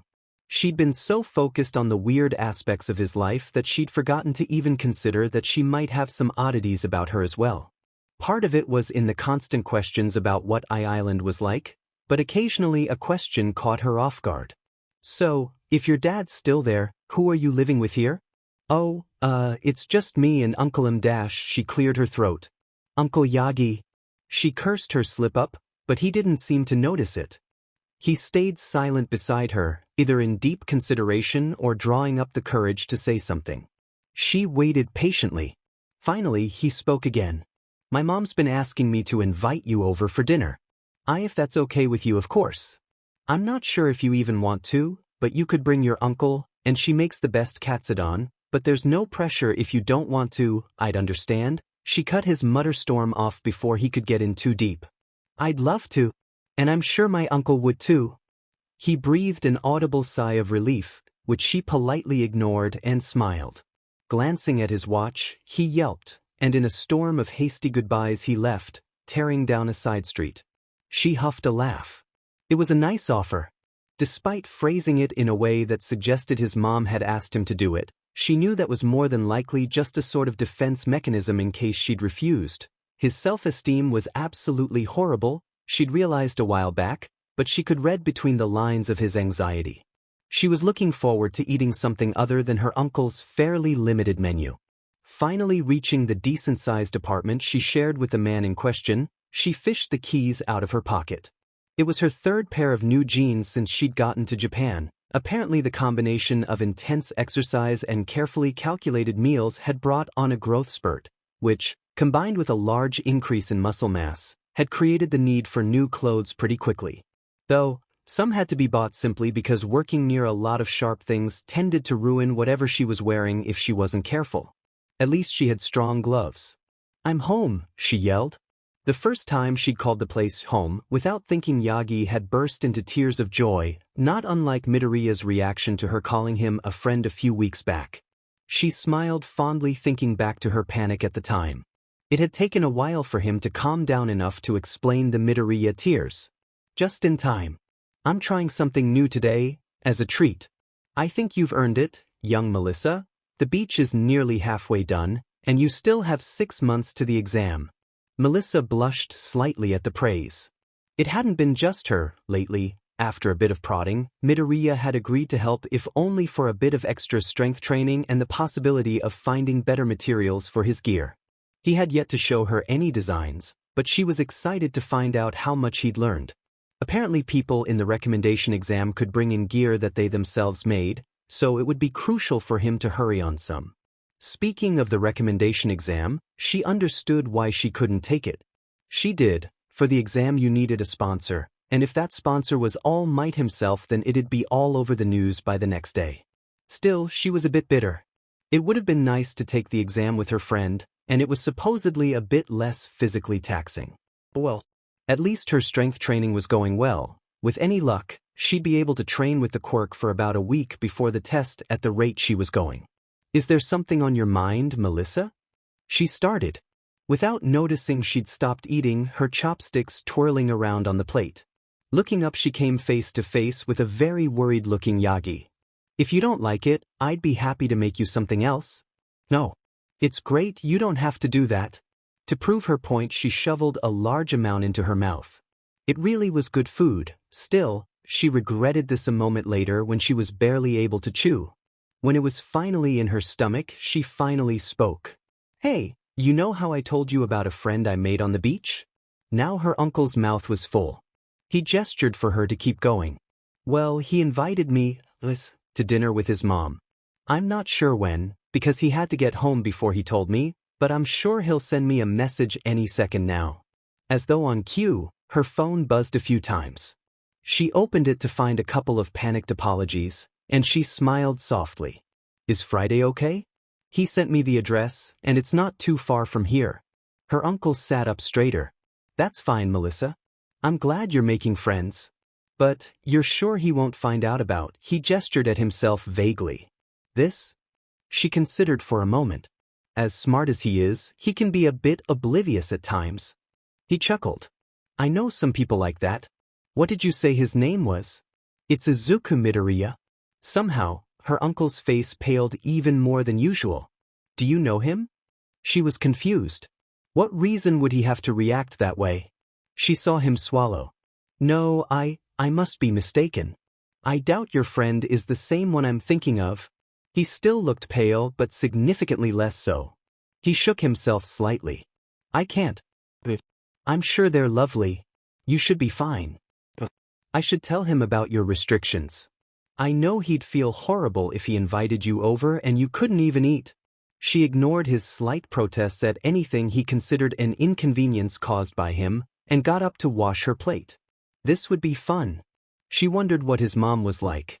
Considering the term Midoriya tears, she had somewhat of an idea. Still, she was excited, if a little confused by Uncle Might's reaction to his name. She wondered if she'd ever meet this other Izuku Midoriya. She'd ask him if there was any relation the next day, if she remembered. She didn't. Dash asterisk asterisk dash asterisk asterisk. After what felt like a very long week, she was finally on her way to the Midoriya household. She'd finished up her work a bit early, in time to shower and change before heading over, and it only took them about 15 minutes to reach it. Climbing up the stairs a bit faster than her uncle, she rang the bell so that the door would be open and waiting for when he reached the level. When he was muscled up, he was generally fine, but after spending 3 hours running around town kicking ass, even climbing some stairs was enough to wind him. The door opened to reveal a short, plump, kind-looking woman with the same dark green hair she'd come to recognize on her son, if a bit lighter. She watched as her gaze slowly traveled upwards, landing on her face. "You must be Shield." Izuku wasn't joking when he said you were tall. Come in. He'd just setting the table. Melissa was lead into a small, cozy-looking apartment. It seemed to be about half the size of hers and Yagi's but much more lived in. She loved it. "Is your uncle joining us?" "Oh, yes, he just has slight difficulties climbing so many stairs. He'll be up in no time." Slowly she positioned herself in view of the open door so that he wouldn't miss it. "Oh dear. Is his condition really that bad? Should I send Izuku to help him?" She was wringing her hands, peering out of the door down the stairs. "Don't worry, he's just a bit tired. I'm sure he's almost here." She continued talking to Inko for a short while, before a shout interrupted it. "Shield. You made it." It was still weird responding to her last name, but she was getting used to it. "Midoriya. Thanks for inviting us." She directed this last part to both of them, giving a light bow. She hoped she wasn't being rude. Inko chuckled slightly. "Of course. When I found out that my Izuku had a friend, well, she started tearing up. I just couldn't wait to meet you." Suddenly she burst into tears, and in seconds her son was there with what looked like a bath towel. He held it under her eyes until it stopped. "We're happy to have you. You're going to love the food, my mom makes the best katsudon." He trailed off, something unusual for him. Most of the time his mutter storms were never-ending if not for some sort of interruption, which she soon spotted. Following Midoriya's eyes, she turned around to see a similarly frozen Uncle Might. They stared at each other for what seemed like a very long time, until Midoriya broke it with a smile so wide it must have hurt his eyes. "Hi. You must be Shield's Uncle Yagi I've heard so much about. It's great to meet you." He bowed in front of him, and her uncle bowed back, if a bit delayed. While Midoriya's seemed natural, her uncle's was stiff, his entire being tense. Now that she looked closer, actually, she noticed how tense Midoriya's shoulders were, as well. What was going on? It appeared Inko had noticed as well, but didn't have as much success in hiding it. Awkwardly, she led her uncle into the dining room, where a delicious-smelling meal had been laid out. She offered some water, which he accepted in a small voice, and they sat down to eat. Melissa and Inko did their best, but it was difficult for her to concentrate on the conversation with all the tension surrounding the other two occupants of the room. They refused to look up, only staring at their food and sometimes asking to be passed something else. It was affecting Melissa's ability to enjoy the amazing food in front of her, and it was testing her patience. At one point Inko excused herself to the bathroom, and that was when Melissa had enough. Loudly, she put down her chopsticks, startling everyone into looking at her. "Perfect. Alight, what's going on with the two of you? Because I swear, if you don't get the hell over it and let me enjoy this food you're each getting stabbed with a chopstick." They both blinked, met each other's eyes and quickly looked away. Opening their mouths to speak at the same time, they stopped to gesture to the other to continue. Then, both having taken that as a sign to speak, they both directed simultaneous questions at Melissa. Both felt like a punch to the gut. "Why didn't you tell me your uncle was All Might? Why didn't you tell me your friend was Nedzu's personal student? What?" And then she wanted an explanation. Which, how exactly am I going to do that? "Oh hey, that uncle you're always telling me about? Yeah, he crushed my dreams and left me on a rooftop. Alone. Immediately after a villain attack that left me unconscious. I can't do that to her." Nedzu chuckled into his tea as his young student paced the office, loudly complaining about his encounter with the #1 hero. Plus, it distracted me too much to enjoy the Katsudon. I'll never forgive him. Nedzu stopped himself from laughing any longer, it bordering on maniacal, and instead set down his cup. Gently, he got Midoriya's attention. Please don't worry about any of that. I was sure to give him a very severe scolding, along with some more serious punishments for what he did and failed to do that day. He thought fondly to the compilation of camera feeds depicting him waking Aizawa for his classes. It was a job reserved for whoever Nedzu was angriest at the time, though he didn't let any one person hold it for too long. Chio could only put up with so many visits from staff, after all. Midoriya. He interrupted the muttering and the pacing, his student coming to a stop in the center of the room. I want you to think of this as an opportunity instead. He tilted his head quizzically. An opportunity? How so? An opportunity to practice diplomacy, acting, and lying.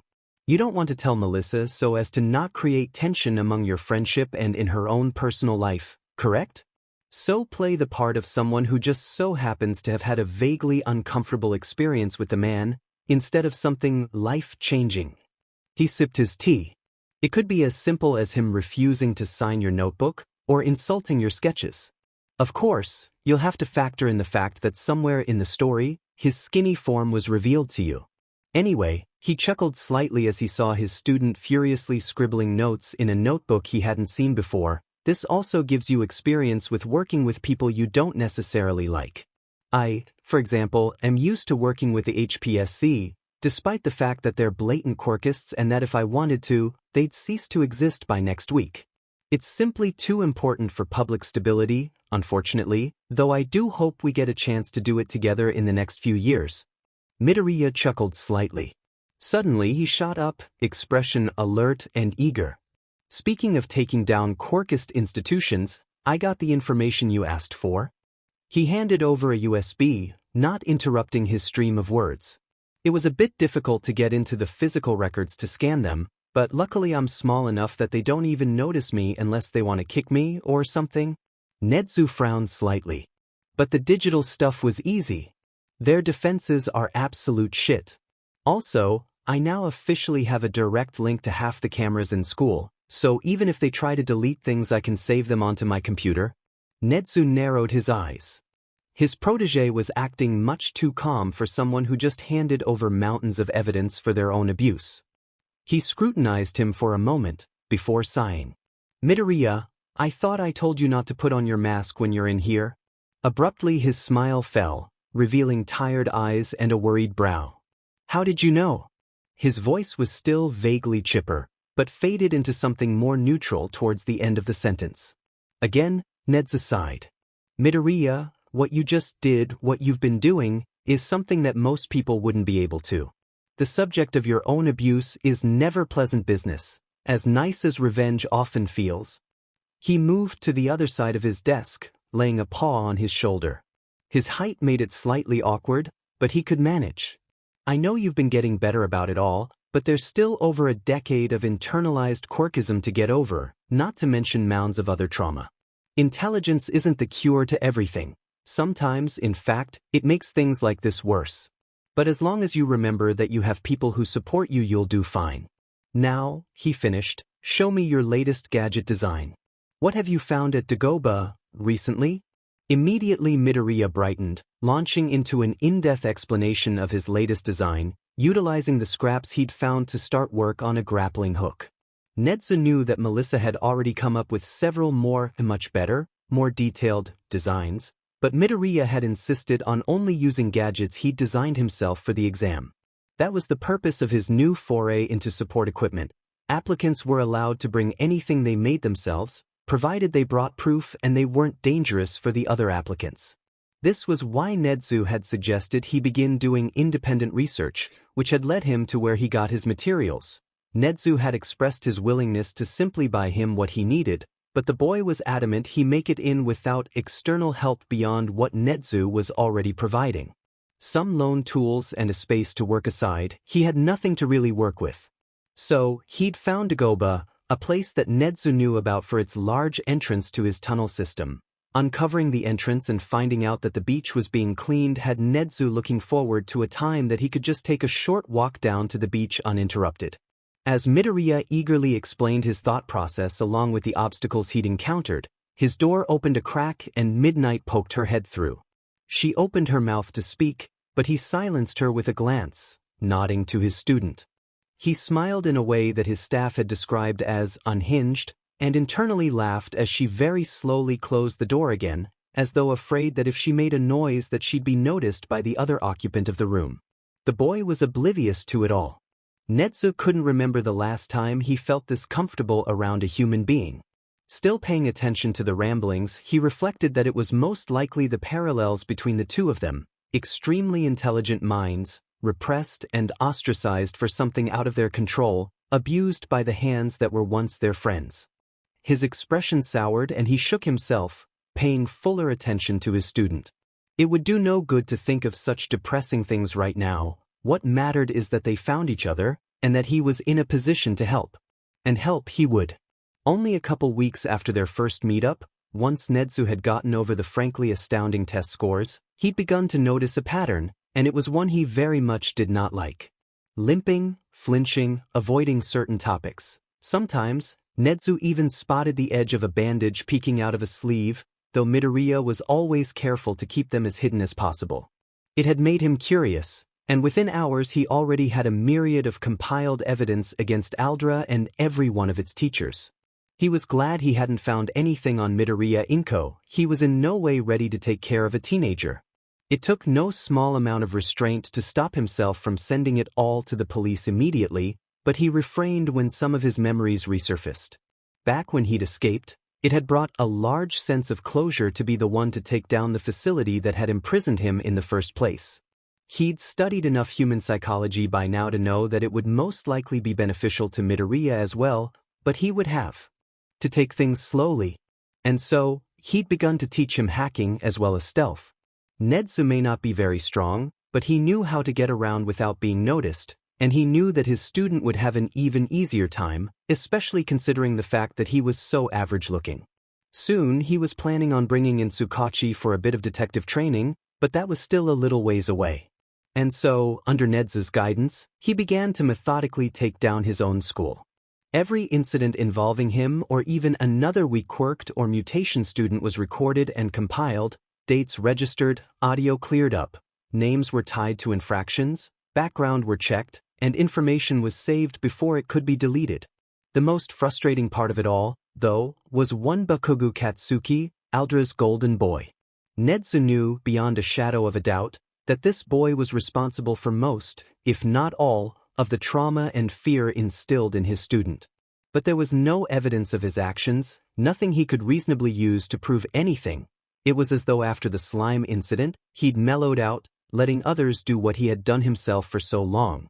It frustrated Nedzu to no end, especially since his record was completely clean and any previous records and video footage had long since been erased by the staff.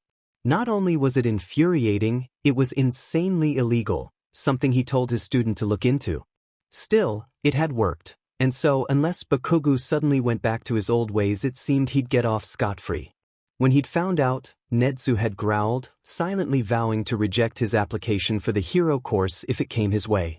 He was still an educator, so Gen Ed, business and support were still open, but the hero course would not be. He'd have to prove himself if he wanted things to go his way. Still, things were going remarkably well. Sure, Midoriya still had a hard time dealing with certain things, and Nedzu had encouraged him to sit down for a few sessions with Hound Dog, but the sheer difference between the timid, anxious boy he'd met several months ago and the cunning, nearly confident boy in front of him now was nothing short of a miracle. Nedzu was sure that by the time the exams rolled around he'd be able to pass the recommendation exam with flying colors. And I even started designing a mouth guard. It has a transparent display for information gathering, and I was able to make it spit fire for short periods of time. He trailed off slightly, voice having lost some of its excitement towards the end. But Nedzu didn't really notice that. Instead, he asked a different question. Why fire? Isn't that a bit difficult to add to the mechanisms, aside from being slightly impractical? Nedzu regretted his words when he saw Midoriya shrink into himself, suddenly full of doubt. I'm sure there's a reason, Midoriya. Would you like to share it? You don't have to, of course. Hesitantly, as though debating the merits of telling him, he continued speaking. Well, it was my dad's quirk. The last part was spoken just above a whisper, but Nedzu heard it nevertheless. His eyes widened in understanding. That's perfectly fine then, Midoriya. I fully understand the wish to have a reminder of your family when you work. If you need any help with it, please don't hesitate to ask. He straightened up a bit, smiling. He wasn't quite back to how relaxed he was before Nedzu's question, but it was better. I'm good, Nedzu. Thanks. Nedzu placed a cup of tea in front of him, and he took the cue to sit down across from him. How about I teach you how to lie? I'm sure you'll have great use for it soon. Out of the corner of his eye, he noticed the slightest hint of fabric through the vents, and he laughed. Aizawa, if you wish to take part in the lessons, all you need to do is ask. Frantic movements sounded down the vent, and soon faded completely. Chuckling, he looked back to see Midoriya's notebook magically reappeared, the boy in question leaning forward eagerly. Later that day, when their class had ended, Nedzu watched as Midoriya successfully convinced some train station operators that he'd accidentally lost his ticket, getting a free ride home. He loved how quickly Midoriya picked up new skills. *******. All the tips on lying in the world couldn't prepare Izuku mentally for what he was about to do. It was one thing lying to people he didn't know, it was quite another to tell Melissa, his best friend, that what had happened between him and her uncle had been something entirely different. Walking down to the beach, his lonely steps echoing through the tunnels, he thought back to the disaster that had been dinner. After Izuku's question, seriously, what had he been thinking then? Why would he reveal that he knew about Small Might? Melissa had just stared at the two of them, dumbfounded. Eventually, before she could respond, his mom had showed up, and the conversation was tabled, no pun intended. All Might had made a beeline for the door immediately afterwards, citing troubles with medication, and Melissa had said goodbye with perhaps the most confused face he'd ever seen on anyone. Of course, his mom had asked him about it while they were cleaning up, and he excused it with something vague about having met the man at a hero fight. He wondered if that would work with Melissa, too. Actually, the more he thought about it, it might be perfect. He could say that he was in the crowd, making commentary about the fight, and they'd gotten into an argument about the way they were doing things. It escalated slightly, with Izuku citing something All Might had done that went similarly, and the man buffed up for a moment to yell, "I am All Might." He could say that everyone was too focused on the fight to notice, and that Izuku had received an explanation soon afterwards along with being forced to promise not to leak the information. That works, he thought. There was no telling how All Might himself would react, but that was just another hurdle to face. With any luck the man would go along with it, but honestly Izuku had no clue. Still he hoped for the best. Climbing up the ladder to the beach, he emerged just next to the sewer pipe, something he was extremely grateful for. There was a small hole, just small enough for him to fit through comfortably, nested just under the rest of the pipe, allowing him to keep up the appearance of having emerged from it while still staying dry and clean. Finally clambering out, hauling his small yellow backpack out from the hole behind him, he pretended to scavenge for materials, knowing full well that Melissa would spot him sometime soon and come over for an explanation. He grunted as he picked up a washing machine, moving it somewhere more stable. While he hadn't achieved anywhere near the definition his friend had, he was still amazed at how quickly he'd increased his strength. He had a few theories as to why, most of them centering on his quirkless status, but nothing concrete yet. If he was right, though, it would mean that quirkless people were in no way less evolved, instead just having branched off in a completely other direction from quirk usage. It was fascinating to think about, especially considering that his parents were both quirked, meaning that the two subspecies were, in fact, dominant or recessive genes. Probably. He should go to Nedzu with his theories. He was interrupted by a voice yelling into his ear. Nothing intelligible or important, just straight "Aya." Groaning, he turned around. "Hey, Melissa. Was that really necessary?" She smiled smugly. Yes, it was. It's what you get for making dinner so awkward. Hey, that wasn't just me. Her smile became slightly more dangerous. Alright. That reminds me. You two need to talk. Izuku turned around, stomach sinking, though already knowing what to expect. Behind Melissa, seemingly trying to hide despite the height difference, was All Might. Melissa grabbed the man's arm, gently pooching him next to Izuku. Now, she said, tell me what your problem is. Izuku took a breath. He'd planned for this. He could do it so long as All Me. I told him he couldn't be a hero and left him on a roof. Izuku had never before felt such a strong urge to facepalm. Or to slap the number one hero. Instead, he let out a laugh that he hoped sounded natural. All Might. What are you talking about? I don't remember that conversation. The man in question looked at him quizzically. Don't you remember?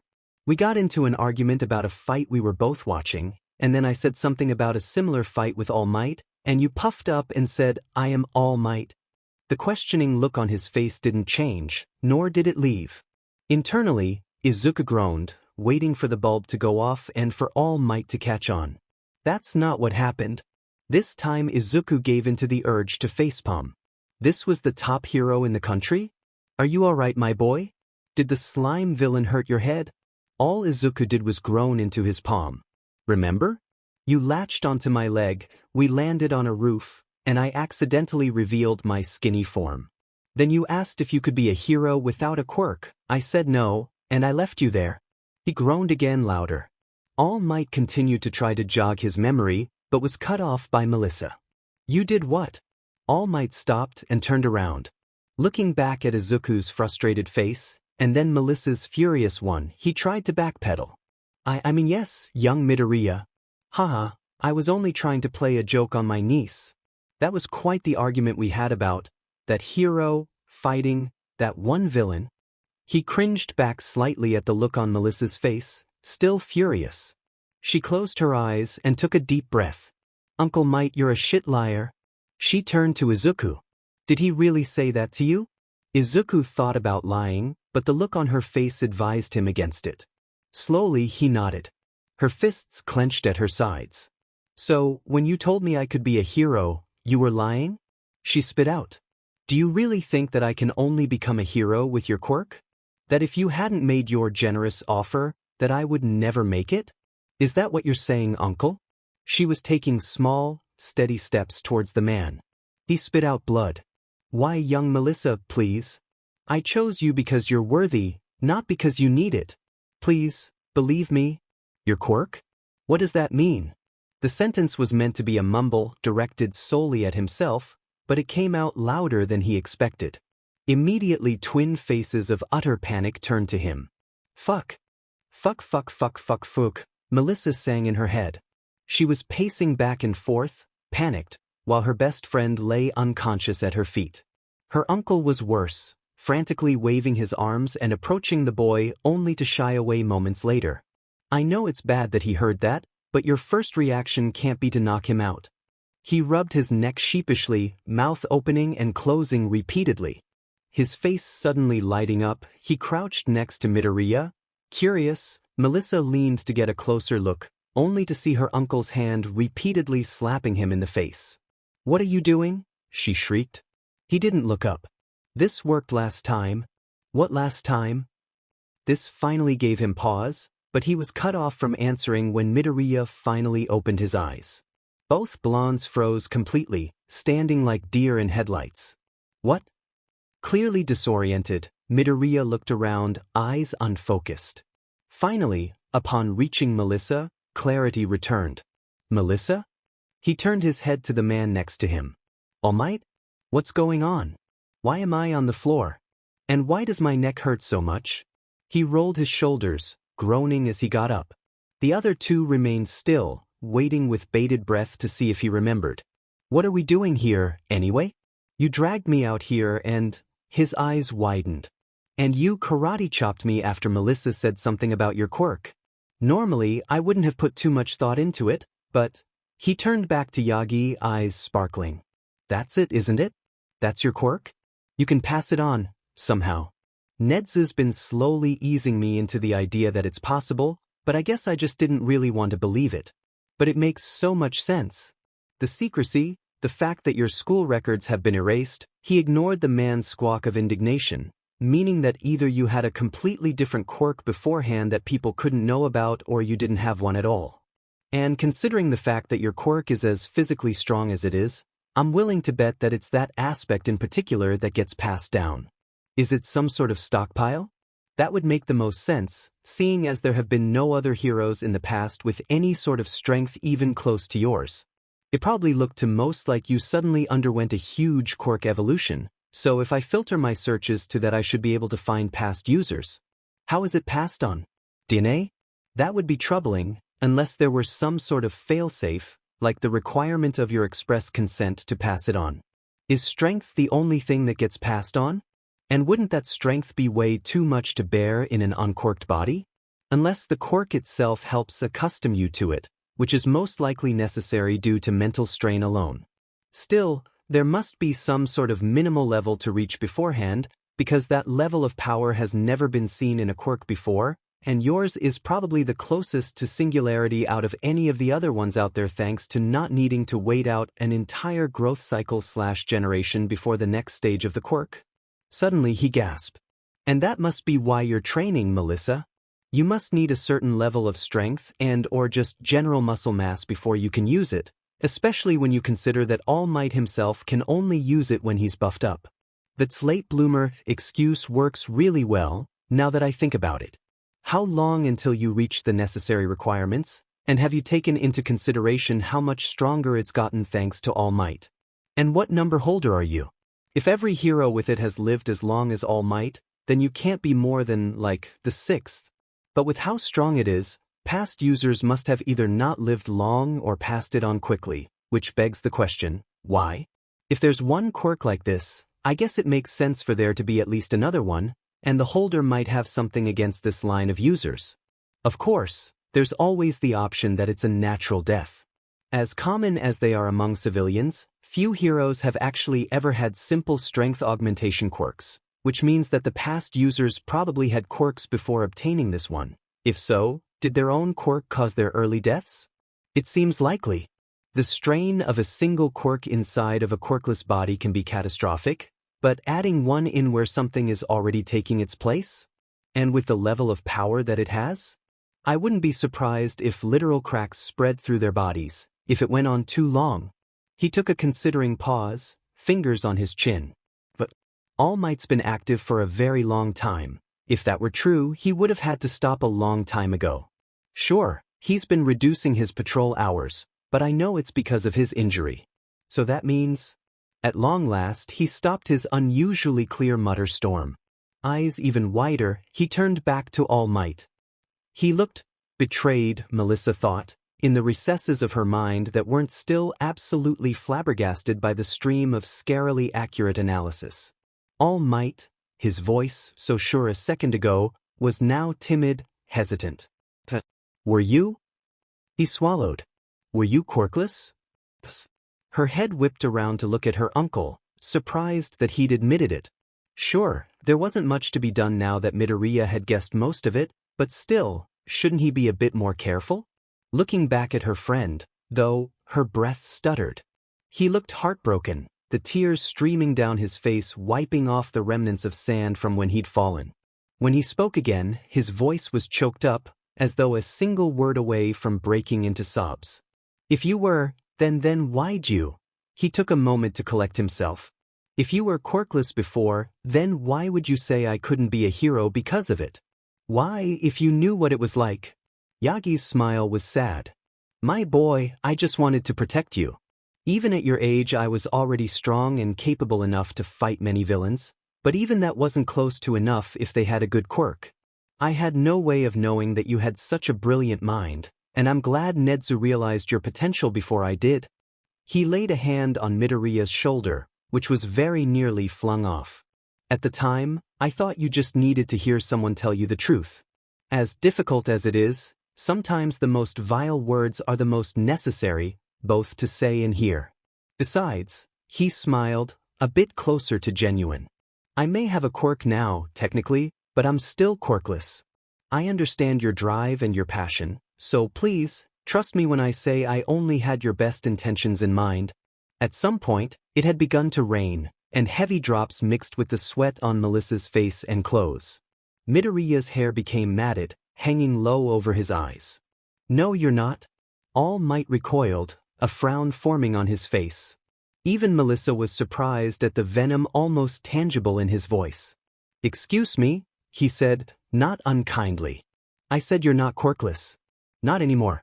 Not when you don't understand." He spit the last word out, glaring at her uncle from under his hair. "Do you really think things are the same now as they were in the past? That all we get at condescension, or babying? Were you really so sick of being one of us that you haven't bothered to make a donation? Or do a quick search to find out how our suicide rates are at an all-time high, despite our population being at an all-time low? I've been told the so-called truth my whole damn life, yuck." "You know what else I've been told?" Melissa had to remind herself to keep breathing. "It can't be that bad," she told herself. "It can't be that bad. I've been told to drop out, to leave space to people who will make something of themselves.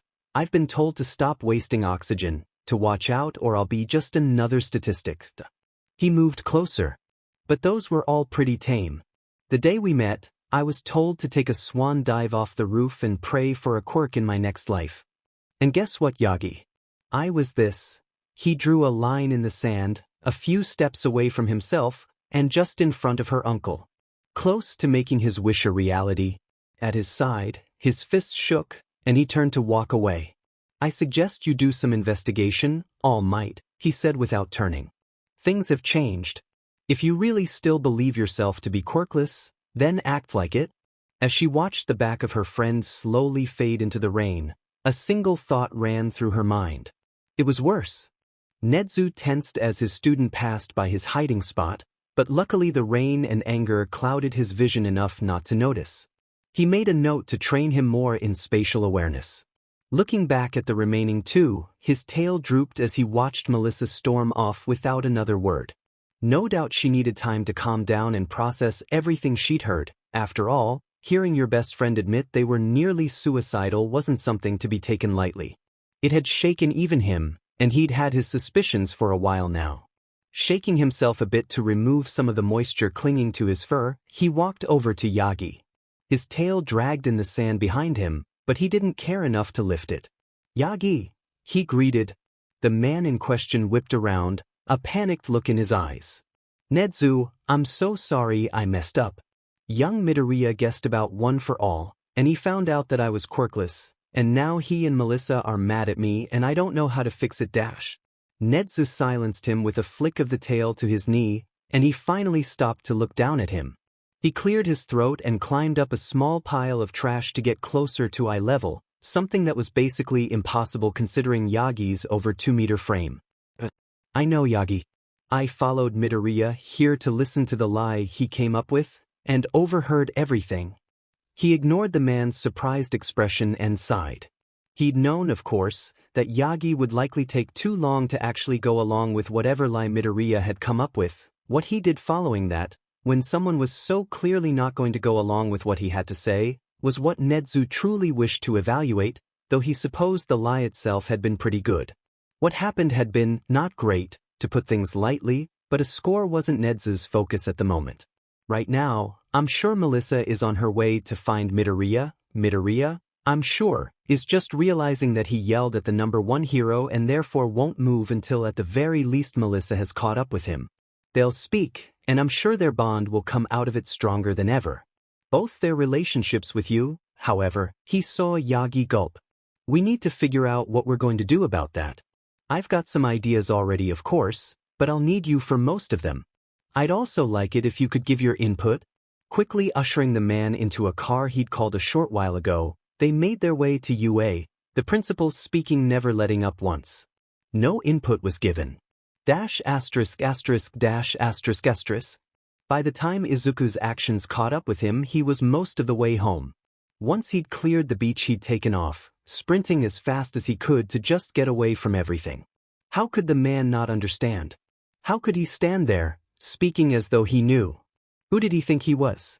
He was only All Might, the number one hero in all of Japan. He came to an abrupt stop. He was the number one hero in all of Japan. And Izuku had just yelled at him about not understanding struggle. If he'd had control of his body at the moment, he would have slapped himself in the face. Instead he stood there in stupefied shock, mind moving at a snail's pace, trying to comprehend the reasoning behind every life choice that led him to this moment. With every passing second he could feel himself dying inside, just a little. But at the same time, was he wrong? About anything he'd said? It was true that before All Might's time there were many more quirkless people, and due mainly to the increased criminal activity there were few who focused on belittling or discriminating full groups of people. The few that did were themselves criminal organizations, and only fairly minor ones at the time had quirkless people as their focus. So how could All Might know when the times had changed so much? When the same world he'd helped to create was partially responsible for the horrors people faced for lacking what many now viewed as a fundamental part of their being. At that same time, as such an influential figure, he was also responsible for keeping himself informed about everything that the people he was meant to protect were facing. As a base, he was already much better than some of the heroes out there, who would have watched and waited for him to suffocate before taking down the slime villain the moment they saw the bright red shoes on his feet. But shouldn't that be the absolute minimum for everyone? Why was it that having basic human decency was now heroic, in some cases? Loud, fast footsteps snapped him out of his contemplation.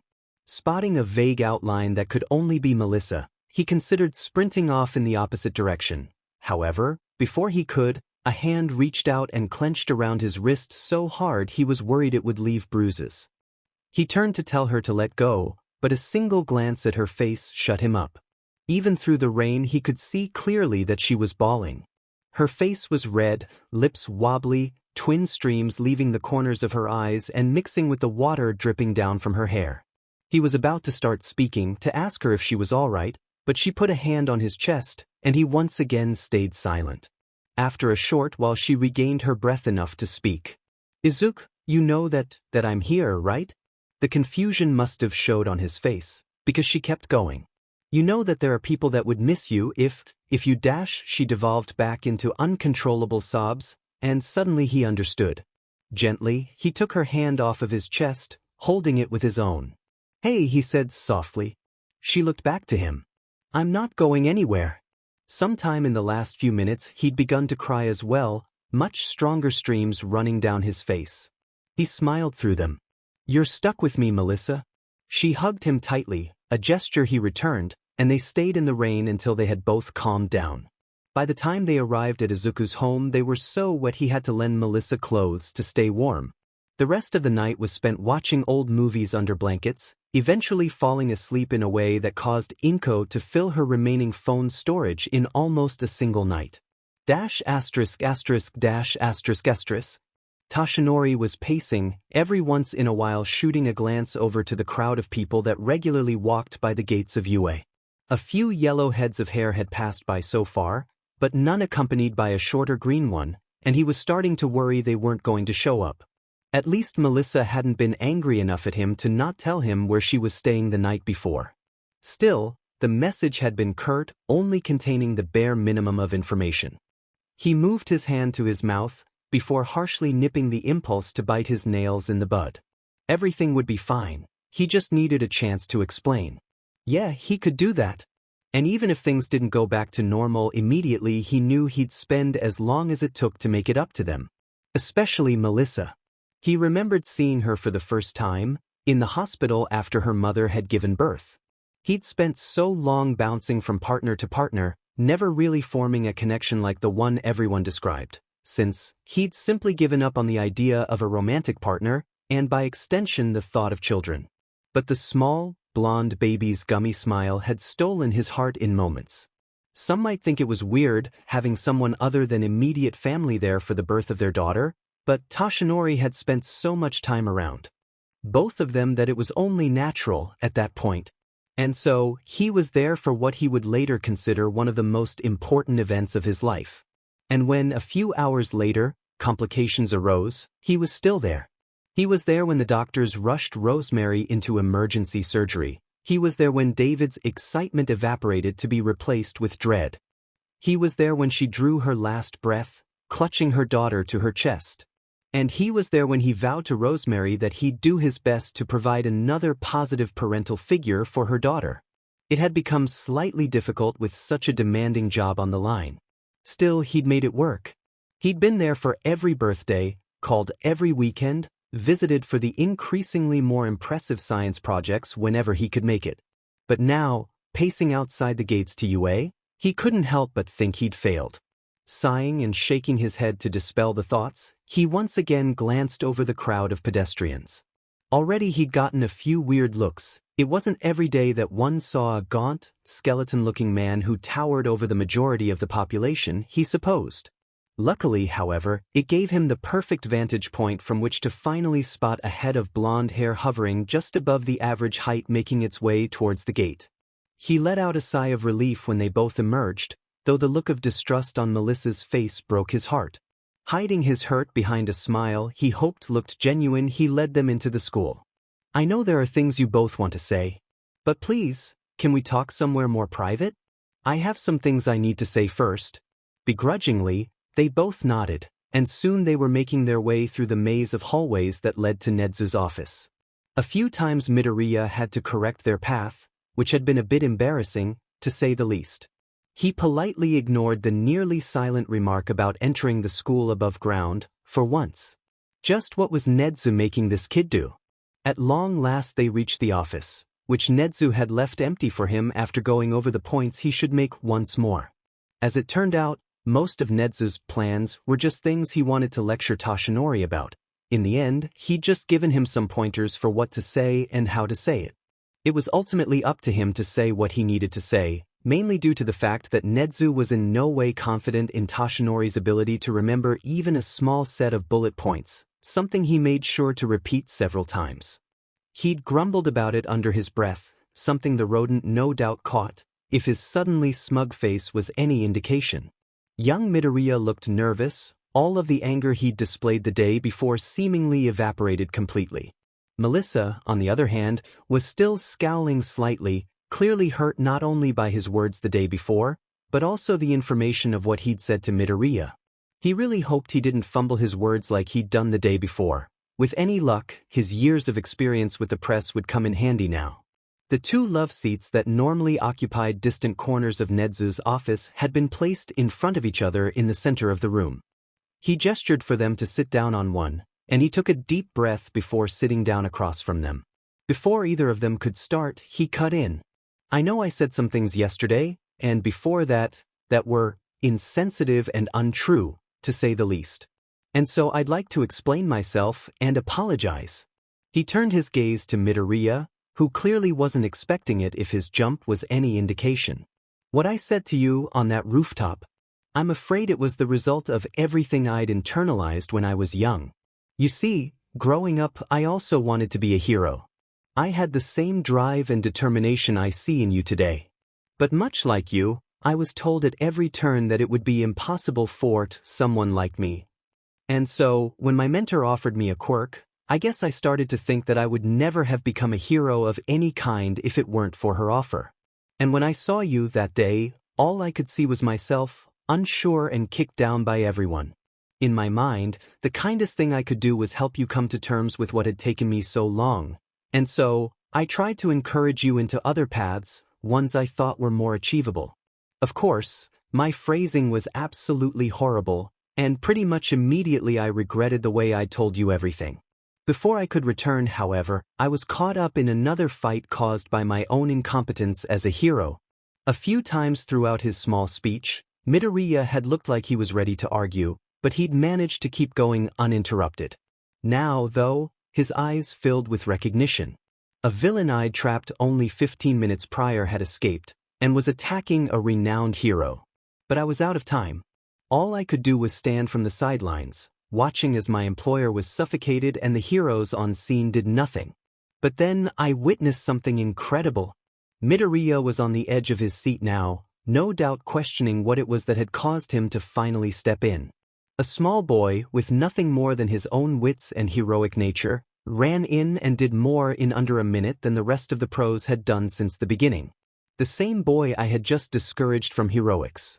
If he could run out there, despite my earlier words and a lack of power, Then what was stopping me from doing the same? Midoriya's eyes were wide as saucers now, and even Melissa was perked up and paying close attention.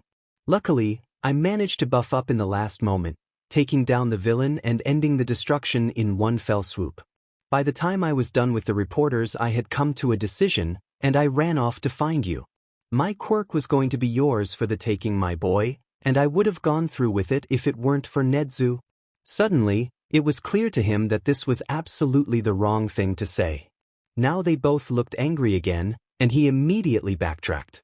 And now, children, let me explain. They gave him unimpressed looks. Why, you see, Nedzu had recognized your intellect.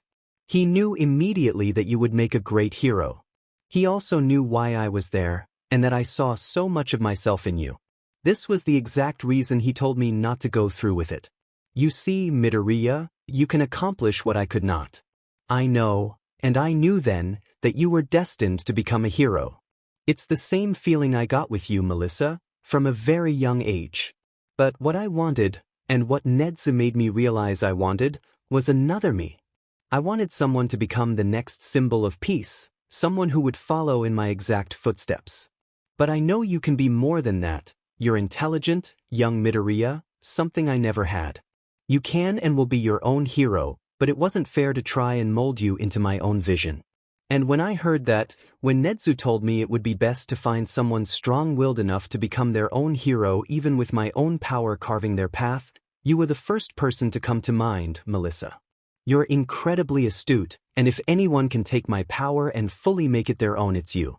I'm glad that both of you have found each other, and I truly am glad that you can both function as a support system for each other.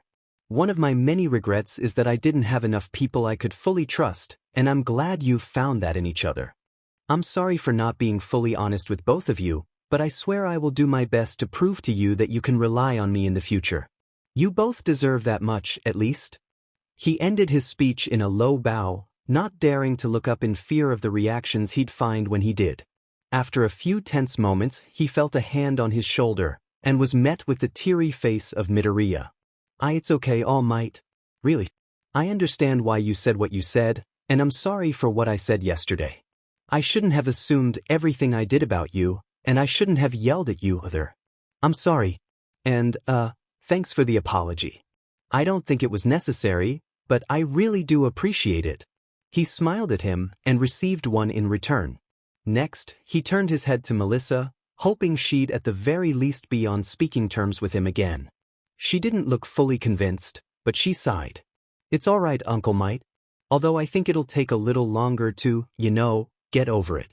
At the end of the day, you still thought that someone without a quirk couldn't be a hero. Still, I'm glad you thought of me first. And I appreciate the apology. It wasn't perfect, but it was a start.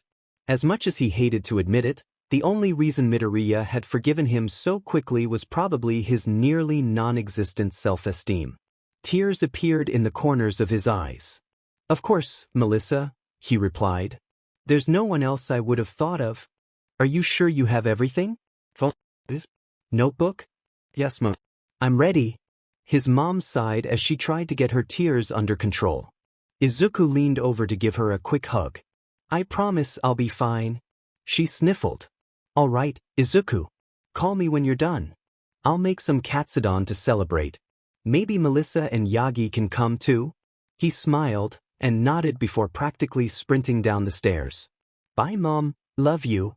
Nervously waiting for the train to UA, he went over his studying material again. After nearly 10 months with Nedzu, he was sure he'd ace the written portion, but it was the practical he was really worried about. What would he have to do? He hoped it wasn't something like fight robots, but he was sure he'd be able to figure something out if it came to that. Maybe sparring? Or some sort of race? He shook his head. It was better to focus on what he did know for now. There was no use in worrying about things out of his control. He winced slightly at the memory of lying to his mom, but he didn't really have a choice. As far as she knew, this test was a regular admissions test, nothing to do with heroics. She still didn't know about his training with Nedzu, or that he'd even applied to UA. He was planning on telling her, really, but he sighed. He knew what her reaction would be, and he really didn't need her accidental words of discouragement right before the exam. He'd tell her after the exam, and then if he passed, he could prove that he was ready. If he didn't, well, Nedzu had plenty of backup plans. By the time he finally got off the train, his heart was beating so fast he was afraid it would leap out of his chest. UA's main building had never looked so imposing, and he found himself hesitating just before the barrier. Scary, huh? He jumped at the sudden voice appearing right next to his ear. Fumbling his notebook, he reached for it, failing to notice the loose brick at his feet. He was headed for the floor at what felt like Mach speeds, and he closed his eyes in preparation for the inevitable collision. A collision which never came. He cracked his eyes open, then opened them as wide as he could when he realized that a detached hand was the reason his fall had been broken. Yelping, he scrambled into a standing position, head whipping around to try and see where it had come from. Hey, sorry about that. I thought falling would be a bad omen, you know? Just outside the UA barrier was a girl with long green hair, her arm rubbing the back of her neck sheepishly. Just her arm, apparently. The hand at his feet suddenly buzzed by and snapped back onto the stump, and she started walking by him, gaze never leaving the ground. Wait, is that your quirk? She slowed, but didn't stop. Yeah. I know it's creepy, I'll try to avoid using it. That's so cool. Now she did stop, but he was too busy furiously scribbling in his notebook to notice. Can you detach any body part, or just your hands? How many can you detach at once? Is your telekinesis a secondary quirk, or part of the same? Can you still feel things with that hand? Is it based on lizards, and if so, can you regenerate lost body parts? He stopped himself before he could go for too long, but when he looked up it was clear she hadn't caught all his questions anyway. You think my quirk is cool? Now Izuku was just confused. I mean, yeah? Why wouldn't I? His confusion only seemed to make her happier. She gave him a blinding smile. No reason. I'd be happy to answer your questions later, but for now we should focus on the exam, yeah? He blushed, having forgotten about it. Pass me your phone. Without thinking, he did just that, wondering what she needed it for. Seconds later she handed it back. Now, when this exam is over you can give me a call. I love talking quirks. With that she rushed off, leaving a dumbfounded Izuku staring at a contact that read, Setsuna, dinosaur emoji. *******.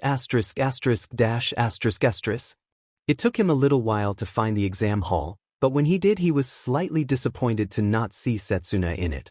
He supposed it made sense, there were a lot of pro heroes after all, and UA was a really good school. Giving the room a quick glance, the only person he vaguely recognized was the youngest Todoroki kid. Shoyuda? Shoto? Something like that. At first he considered trying to make conversation, but he looked to be either not at all interested in conversation or somehow worse at social interaction than Izuku was, so that idea was scrapped. Spotting an empty seat in the back of the room, he hurried over to it so he could try to remind himself of a few more tidbits of information before the exam could start. Sure, he was confident, but a bit more studying couldn't hurt. Tense silence filled the room pretty much as soon as everyone was settled in. In a corner of the room, a clock he hadn't noticed before started to tick at what felt like an obscenely loud volume. Silently he vowed to hide Nedzu's favorite tea on a shelf he couldn't reach. Nerve-wracking, isn't it? A shy voice laughed beside him. Looking over, he saw a nervous-looking girl with long black hair in a distinctive ponytail. He cracked a small smile. It sure is. I'm going to have to finish quickly, because that noise is already driving me insane. She laughed for real this time, covering her mouth with her hand. I agree. I hope it doesn't ruin my concentration. The conversation immediately became an awkward silence, neither knowing how to continue. Suddenly, Izuku got an idea. Looking directly into the camera he knew was hidden in the upper corner of the room, he mouthed a few choice words, and immediately after the clock was retracted into the ceiling. He smiled, relieved, before noticing a few people drilling holes into his head with their eyes. What? He asked. Startled, most looked away save for Todoroki, whose gaze was now somehow even more intense, and the girl next to him. He tried to ignore the former, turning to the girl. How did you do that? She whispered, utterly confused. What did you say? Izuku scratched the back of his neck. I just told Nedzu I'd release one of his baby pictures if he didn't get rid of the clock immediately. I'm sure he's currently trying to hack into my computers to delete them. Not that he'd be able to. He had dozens of physical copies, and several flash drives hidden around Mizudafu. He'd gotten them when Nedzu was teaching him to hack, and had put them up as a reward, severely underestimating Izuku's skill level and determination. It had been completely worth it, to be honest. They were adorable, if you could ignore the fact that they were taken by scientists experimenting on him, and they served as perfect blackmail. Though he knew it was only a matter of time before Nedzu somehow got the ones his mother had taken. He was snapped out of his musings by the girl's furious follow-up questions, mainly things like, "Are you insane? How do you know Nedzu? And can I see his baby pictures?" He chuckled, but before he could answer, Ectoplasm walked through the doors holding a stack of papers. Todoroki only looked away from Izuku when his own test was placed in front of him. Izuku's test finally delivered. He tried to hide his hurt at Ectoplasm's treating him like he was radioactive before focusing completely on his page. As far as he could tell, it was the same as any other, but he couldn't count on that. Quickly flipping to the back, he sighed in resigned determination when he saw a sticky note with a cartoon drawing of Nedzu smiling. Flipping back to the front, he decided to leave it to the end. For his own sanity. Luckily, he breezed through the rest of the exam in no time at all, every question relating to things he'd already gone over in insane depth with Nedzu. With each answer marked, however, the pit in his stomach grew.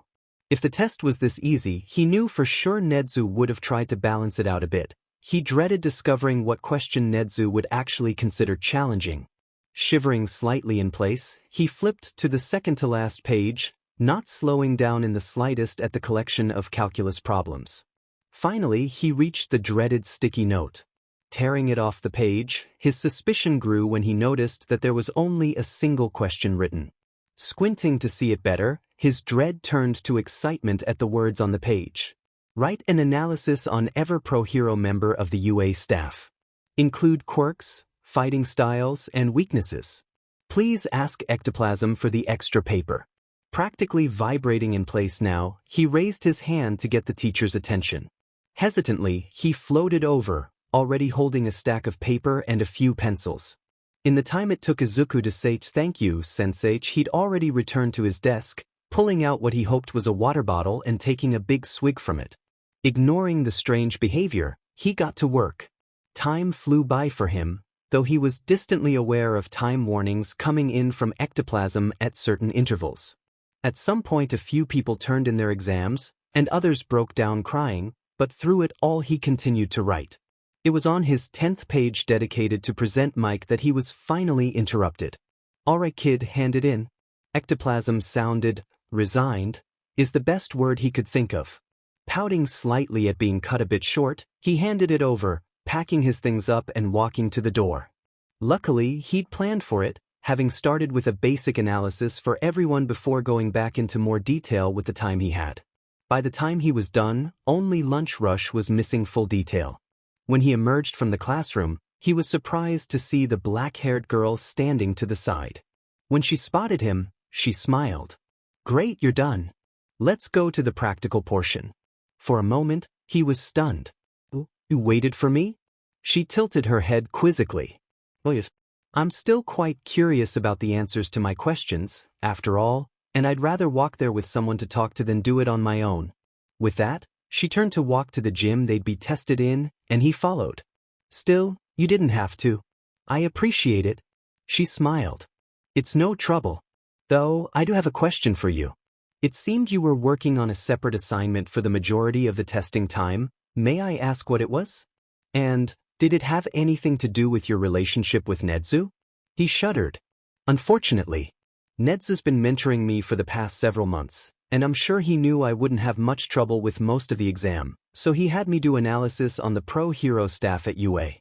At least it was reasonable and kind of fun, to be honest." "What kind of analysis?" she asked. "Mainly quirks, but also a bit of fighting style and personality. The last one I still have a bit of trouble with, but Nedzu's working on fixing that." She chuckled, and they continued to walk for a bit in silence. "I never caught your name," she said eventually. "Oh, sorry, I'm Midoriya Izuku." And yours? I'm Yayarosa Momo. It is a pleasure to meet you, Midoriya. He smiled. You too. They stopped when they reached the building for the gym they'd be using, both of them hesitating at the last moment. I don't suppose you have those Nedzu baby pictures on you? He cracked a nervous smile. What, for your nerves? Unfortunately, no. But I'm sure you'll do great. You have nothing to worry about. She took a deep breath. You're right. She turned to him. Thank you, Midoriya. I do hope to see you in my class come August. With that, they entered, immediately being ushered to their respective groups. Funnily enough, it seemed that Izuku was alone with Todoroki, though for the moment he chose not to put too much thought into it. Surely the rest of their group just had yet to arrive. Surely Nedzu wouldn't continue to mess with him. Right? He was in a sort of observation room overlooking an enormous obstacle course that spread from one end of the gym to the other. He could see a small mountain, zip lines, and even a small lake. He shuddered, hoping his time learning parkour would be enough to get across in decent time. He really didn't want to have to take the general exam. One by one, he and Todoroki watched as groups ran through, though most seemed to put in little effort. At one point a guy with a wind quirk sped through, causing Izuku to launch into a muttering storm of theories for applications, and another guy who could apparently soften the ground ahead of him. Aside from that, though, nobody really caught his attention. No doubt they'd thought that being recommended was enough to get in automatically. When there were only a few groups left, he spotted a familiar head of green hair bouncing in place next to an equally familiar head of black hair. Sitting forward eagerly, he failed to notice Todoroki watching in interest. When they called for the race to start, he was amazed to see Setsuna split into several pieces, each one zooming to the finish line almost as quickly as the wind guy. However, she also took time to slow her opponents, sending her limbs off to push down the zipline handles and causing some of the less stable parts of the mountain to crumble. Overall, she was fast, and also all but made sure that nobody would be able to get even close to a normal time. At least, that's what he thought until he saw Yayarozu speeding through at full speed, barely giving the different obstacles a second thought. She dodged, ducked and weaved through at speeds he was sure he couldn't hope to match, blocking projectiles with, was that a shield? Looking closer, he noticed her pulling objects out of her skin to get past certain parts of the race. At the mountain section, she even created a grappling hook, shooting to the top almost effortlessly.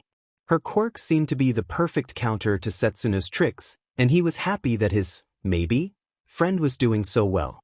But what was her quirk? It was obviously something to do with her skin, seeing as she had so much of it exposed, and the objects seemed to be coming out of certain places on her body. Looking closer, he noticed a faint glow emerging from her skin along with whatever object she was making. Honestly, it reminded him of... His eyes widened.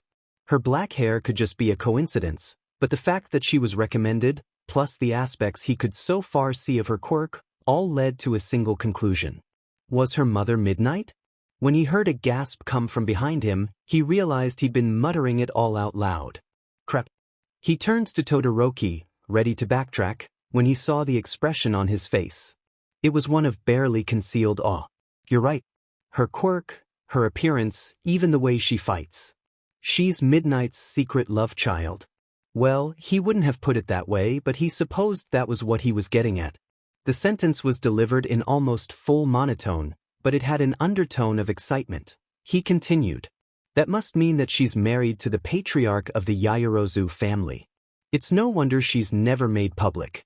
Appearances, she probably needed to keep the illusion of being single for her hero persona. Those were all good points, actually. Though he'd had no idea about Yayarozu's father, he didn't even know they were famous enough for Todoroki to know about them. This must tie into my theory that the Yayarozu group is a family of clones sent from the future. Izuku blue-screened. What? With all the technology they produce, they could only have come from a time when all of it is already well established. No doubt they wanted to create a fortune for themselves, so they sent back copies of their family. Todoroki completely ignored him, instead steamrolling ahead with the most bats-hit crazy string of sentences he'd ever heard in his life. But then one of them must have fallen in love with Midnight, creating a daughter that doesn't exist in the future because she was born in the past. Okay, now that just flat out makes no sense. Todoroki finally turned to him, head tilted quizzically. His expression, however, had become slightly more icy, the temperature in the room dropping. Why not? No, I mean your sentence. The syntaxes. What did you mean by that, exactly? The cold disappeared, and the boy continued talking in a voice about as excited as it could be, which still wasn't much. I mean that the majority of the Yaoyorosis exist both here and now, as clones, and in the future as the originals. But because she was born from a secret romance with Midnight, she's not a clone, and she has no future equivalent. But what if Midnight is also a clone? He couldn't believe he was going along with this. Then, their daughter could exist both now and in the future. Yes, but the chances of the child having the exact same genetic combination in two different scenarios is astronomically low. If anything, both children are different, distinct people, related but so far out of each other's time that they will never meet. The rest of the race is forgotten. They continued their debate, on one side animated and emotional, the other monotone yet still somehow passionate. In the background, race after race went by, each one ending anticlimactically enough that it never again called their attention. Still, even with some sort of dramatic finish, it was unlikely that anything could really pull them out of their increasingly ridiculous debates. Over an hour passed before they snapped out of it. And all I'm saying is that Wash could always just be a very short person. Just because nobody's seen them out of costume doesn't mean they're just an amorphous body inhabiting a washing machine. Todoroki's rebuttal was cut off by a sudden announcement calling the two of them down to the gym floor. Giving each other a quick last glance, they both walked out of the room to get to the race course. Realizing nobody else had ever joined him and Todoroki, he shivered, hoping he wouldn't have to race against him alone. His wish was soon granted, and he got the sudden intense urge to slap himself in the face. Violently. He cursed the rat as his squeaky voice filtered through the speakers in the gym. Still, he forced himself to pay attention, dread pooling in his gut with every passing second. Due to the uneven number of participants, we've been left with only 2 students in their final group. However, I think we're all tired of watching races. So, instead, Midoriya and Todoroki will be going against each other in head-to-head, one-on-one combat. Don't worry, winning isn't necessary to get into the course, just do your absolute best. Don't hold back. After letting out a few extra unhinged cackles for good measure, the speakers cut off and Izuku was left in stunned silence. Todoroki only turned to him with a completely straight face, and said, "Let's finish our debate in the ring." "Which one?" Izuku thought. His feet felt like they were made of lead as he made his way to the center of the gym, where Cementos had created a huge platform only moments prior. There had to be a reason Nedzu had done this, right? There was something he wanted him to accomplish. Thinking hard, he remembered the change in temperatures around Todoroki, and hoped his quirk wasn't overpowered. With his luck it would be. Seeing as how the boy in question looked like he wasn't at all planning on moving from his position at one end of the ring, he assumed the resulting attack would be ranged, so getting in close was a must. Tensing, he waited for the end of the countdown, shooting off the moment it reached 0. He didn't move a second too soon. The moment he rushed off, a large force pushed past him, making him stumble even farther away from his original position. Glancing back, his mouth dropped open at the sight of a massive glacier poking cracks in the goddamn ceiling. Eyes blown wide, he turned over to the culprit, who only gave a dry "You dodged" as a reply. Noticing the boy in question beginning to turn over to him, he shot up, sprinting towards the previous glacier. It was definitely risky, rushing to the previous attack. The chances of him being able to manipulate existing ice was high, but Izuku didn't have much of a choice anymore. He'd be forced off of the platform if he'd stayed where he was. Leaping from ice spike to ice spike, he silently thanked the fact that his shoes had such good grip. Twisting in midair, he observed carefully as Todoroki twisted his right foot, grunting slightly as he seemingly pushed the ice to gain momentum from his current position. It moved just slowly enough to be predictable, and instead of joining the previous ice it seemed to fight it, shooting fragments of ice as large as his head in every direction. Izuku rolled, keeping his face covered with his hands while he thought up a strategy. Getting up close was probably his best option, but if Todoroki grabbed him it was likely that he'd be frozen in seconds. His best chance was probably to keep dodging until he ran out of stamina for his quirk, though it was very likely that Izuku would feel the exhaustion first. He hoped that the sheer amount of ice being produced would deplete his opponent's energy first, because otherwise he was screwed. He ran forwards, sprinting just into Todoroki's right side peripheral vision. Hopefully a glance would get an instinctual reaction, getting him to shoot out another ice column from his left side.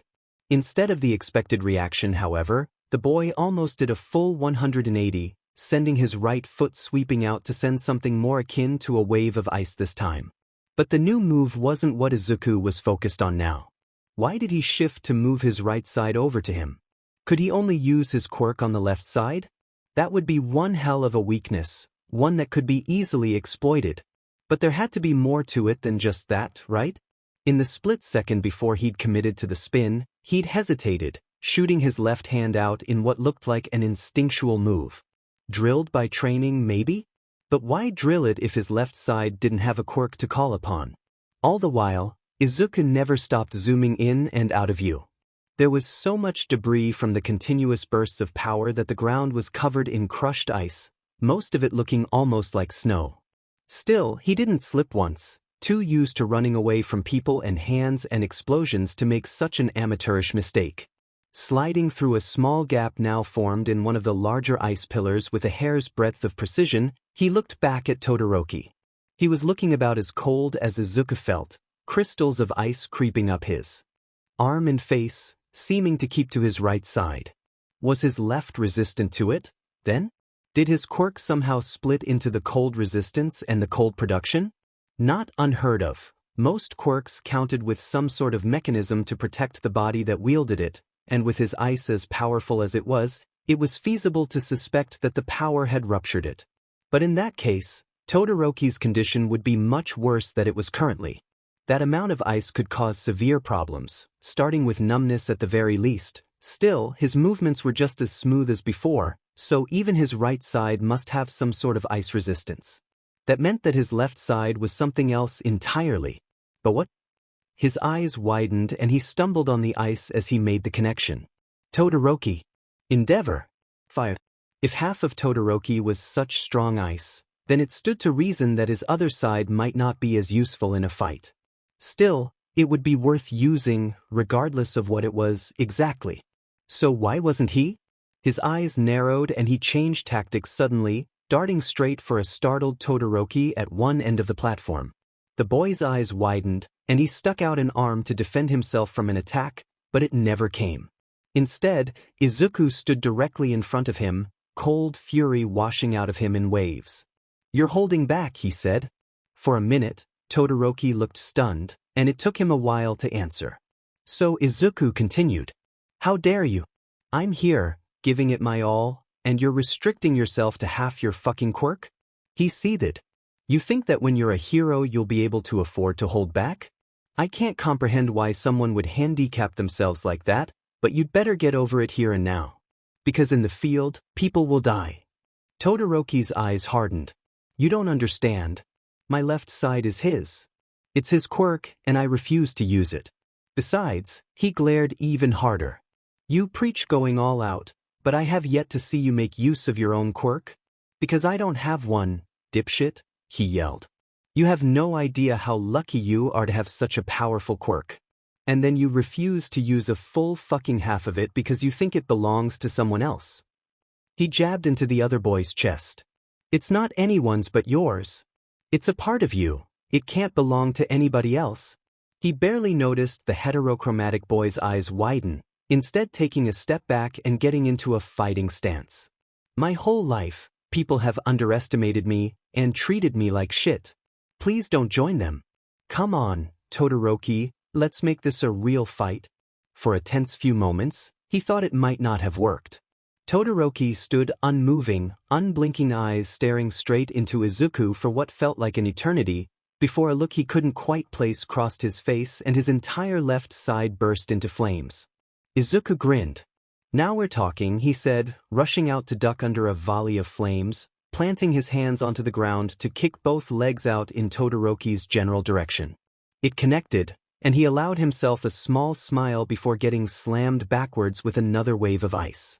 Hand snaking out to grab a nearby spike, he used it to spin himself back at him, aiming a fist for the side of his face that wasn't coated in slowly melting ice crystals.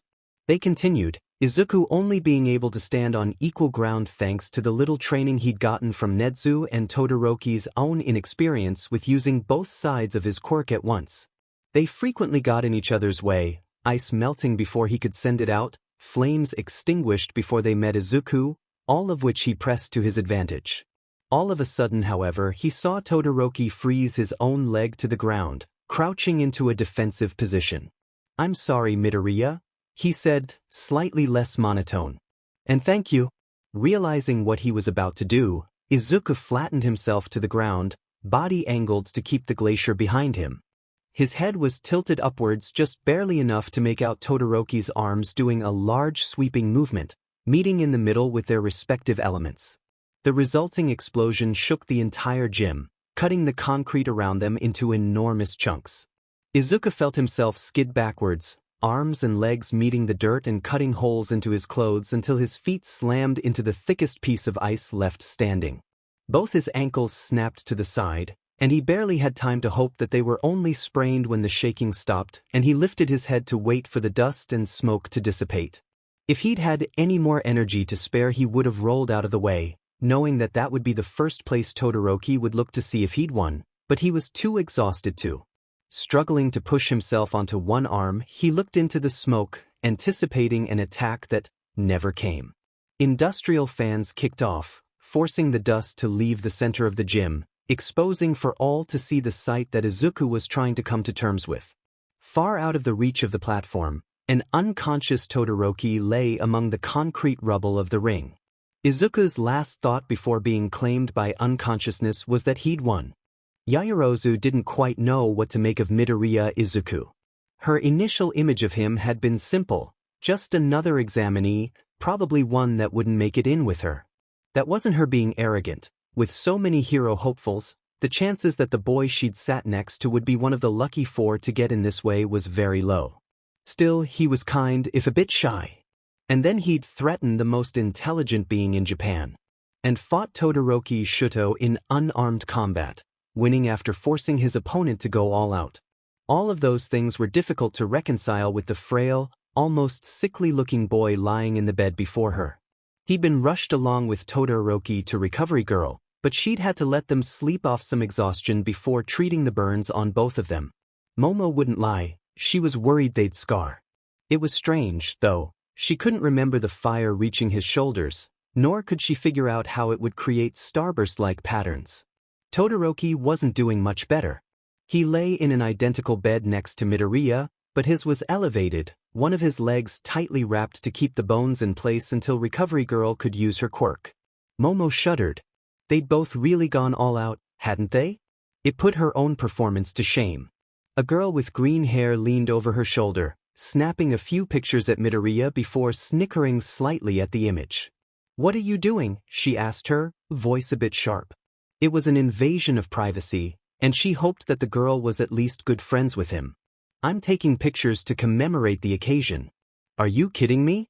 This is gold. I'm going to have so much fun teasing him in class." Many questions sprung up at that statement, but Momo latched onto the last part. "In class? How do you know you'll both get in?" The girls rolled her eyes as though the answer was obvious. "Girl, I got the second fastest score in class, and you showed extremely impressive quirk control in addition to coming in fifth. If we don't get in through recommendations, we'll get in through the traditional pass. These two, on the other hand," she gestured at the two prone boys, "are pretty much guaranteed."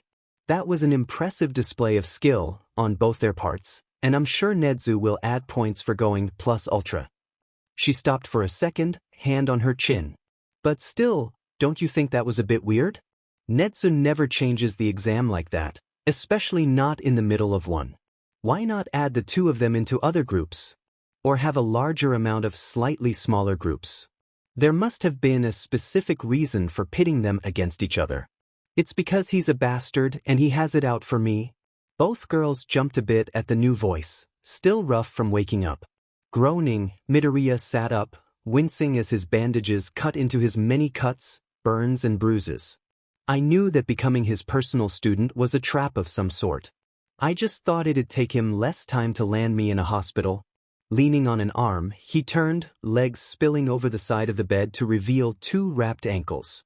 He planted them on the floor and groaned again, doing his best to stand with the wall as support.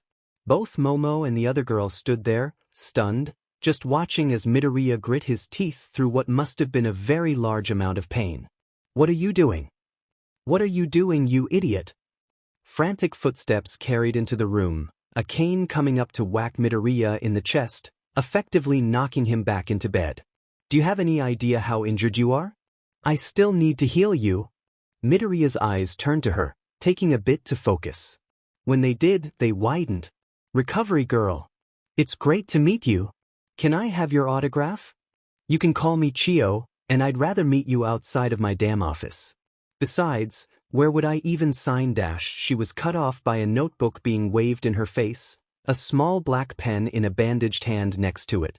She stared. "Where did you get that? You're in a hospital gown." Seeing he wasn't going to answer, she sighed and put her name down next to what she now realized was a very detailed sketch of her.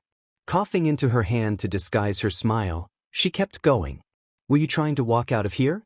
You have second-degree burns over your whole torso, not to mention 2 nearly broken ankles and too many cuts and bruises to count." His notebook now mysteriously gone, he looked down in interest at his bandages before saying, "I've walked off worse." He blinked. "Forget I said that." It was Todoroki, surprisingly, who spoke up next. "Me too. Does that mean I can leave?" Both he and Midoriya shriveled back into their beds at the glare Chio sent them. Grumbling about stupid teenage boys, she walked over to each, planting a quick kiss on each cheek. Without further ado, she turned back to the reception part of her office, leaving the 4 teens alone. "Hey, Yaoyorozu? Setsuna?" Both girls looked over to Midoriya, the former filing the latter's name away for later use. "Thanks for coming to check on us. How long were we out?" "Not too long, Greenie. And don't worry, it was nothing." Momo nodded her agreement, a feeling in her gut telling her that he would have done the same for her. "It wasn't nothing to me." Setsuna and Momo both started, not expecting the sincerity on his face, before the former broke out into a huge smile. "I'm sure you'd do the same for us, Greenie." Desperate to hide her blush, Momo looked around for something to focus on instead, eventually landing on watching the injuries on Todoroki starting to fade. One by one, Momo watched in fascination as the small bursts of red slowly left his skin, small cuts zipping together in a fascinating display. Todoroki seemed to grimace a bit at something from his leg, but otherwise looked to be completely healed, before she glanced back to Midoriya. The other girl took the words out of Momo's mouth before she could say them. Midoriya? Looks like you might need a second round of healing." She was pointing at the ring of starbursts on his shoulders and, presumably, continuing to his back. Following their gaze, he tensed before relaxing when he spotted what they were talking about. "Oh, don't worry about those. Recovery Girl's quirk only takes care of injuries up to around a few months old, so there's nothing she can do about these. Besides, if it did, I don't think I'd have the energy." He chuckled, failing to notice the mood in the room plummet. "Midoriya?" Todoroki started. "What are your parents' quirks?" The boy brightened. "My mom can attract small object to herself. It's basically minor telekinesis, but without much versatility. And my dad had fire breath." Momo tensed even more, though it was nothing compared to the absolutely murderous look on Setsuna's face. Finally noticing, Midoriya waved his hands in front of his face, panicked. "Wait guys, no. It's not like that." His face fell as he trailed off. Much more quietly, he said he was a great dad. Noting the was and the tiny tears popping up on the corners of his eyes, she decided to drop it. Todoroki, however, did not. "Where did those scars come from, then?" "It's fine, Midoriya, you don't need to lie for him around me. We can form a club for it." Wait a minute." He narrowed his eyes at Todoroki. "What did you just say?" Todoroki just looked extremely puzzled. "About what, the club?" "I'm sorry, I thought that clubs were something friends did together.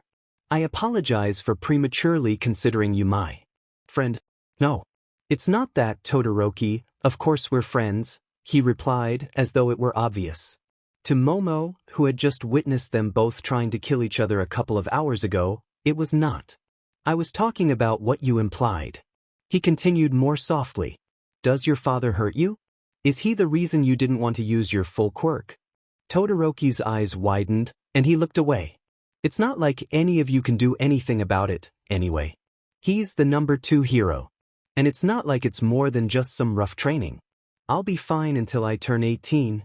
If she thought Setsuna's face before had been murderous, she was wrong. It had nothing on Midoriya's now.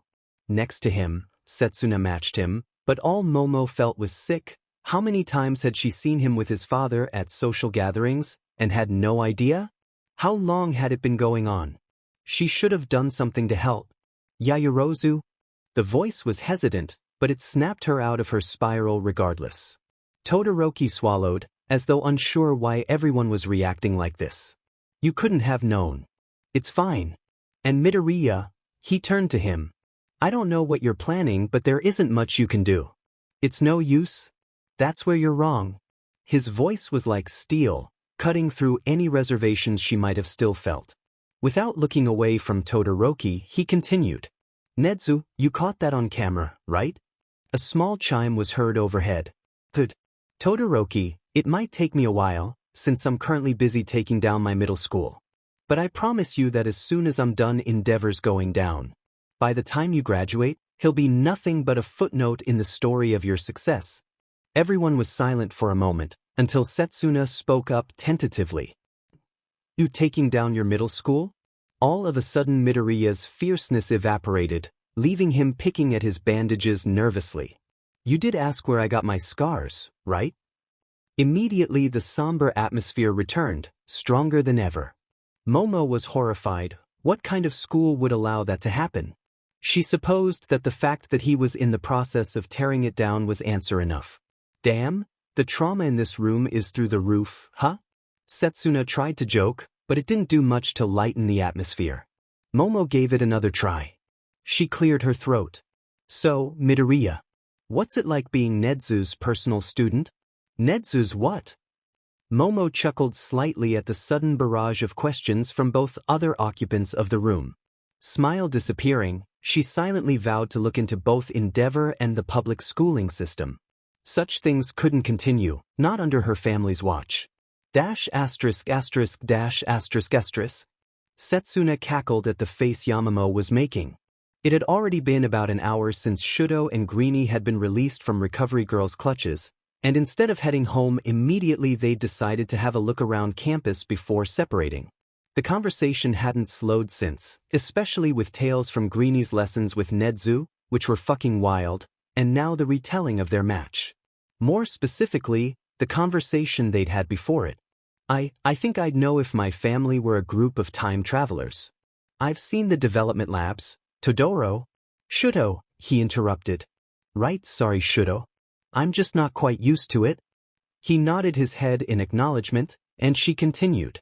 After telling them about his father, Greenie had asked, and now they all were calling him by his first name instead of his family's. At first he hadn't seemed to care, but soon after he was correcting everybody on it immediately, so they all went along with it. Anyway, like I was saying, I've seen the development labs, and I know for certain the technologies are thought of, developed, and produced there and then. Shudo only tsket in response.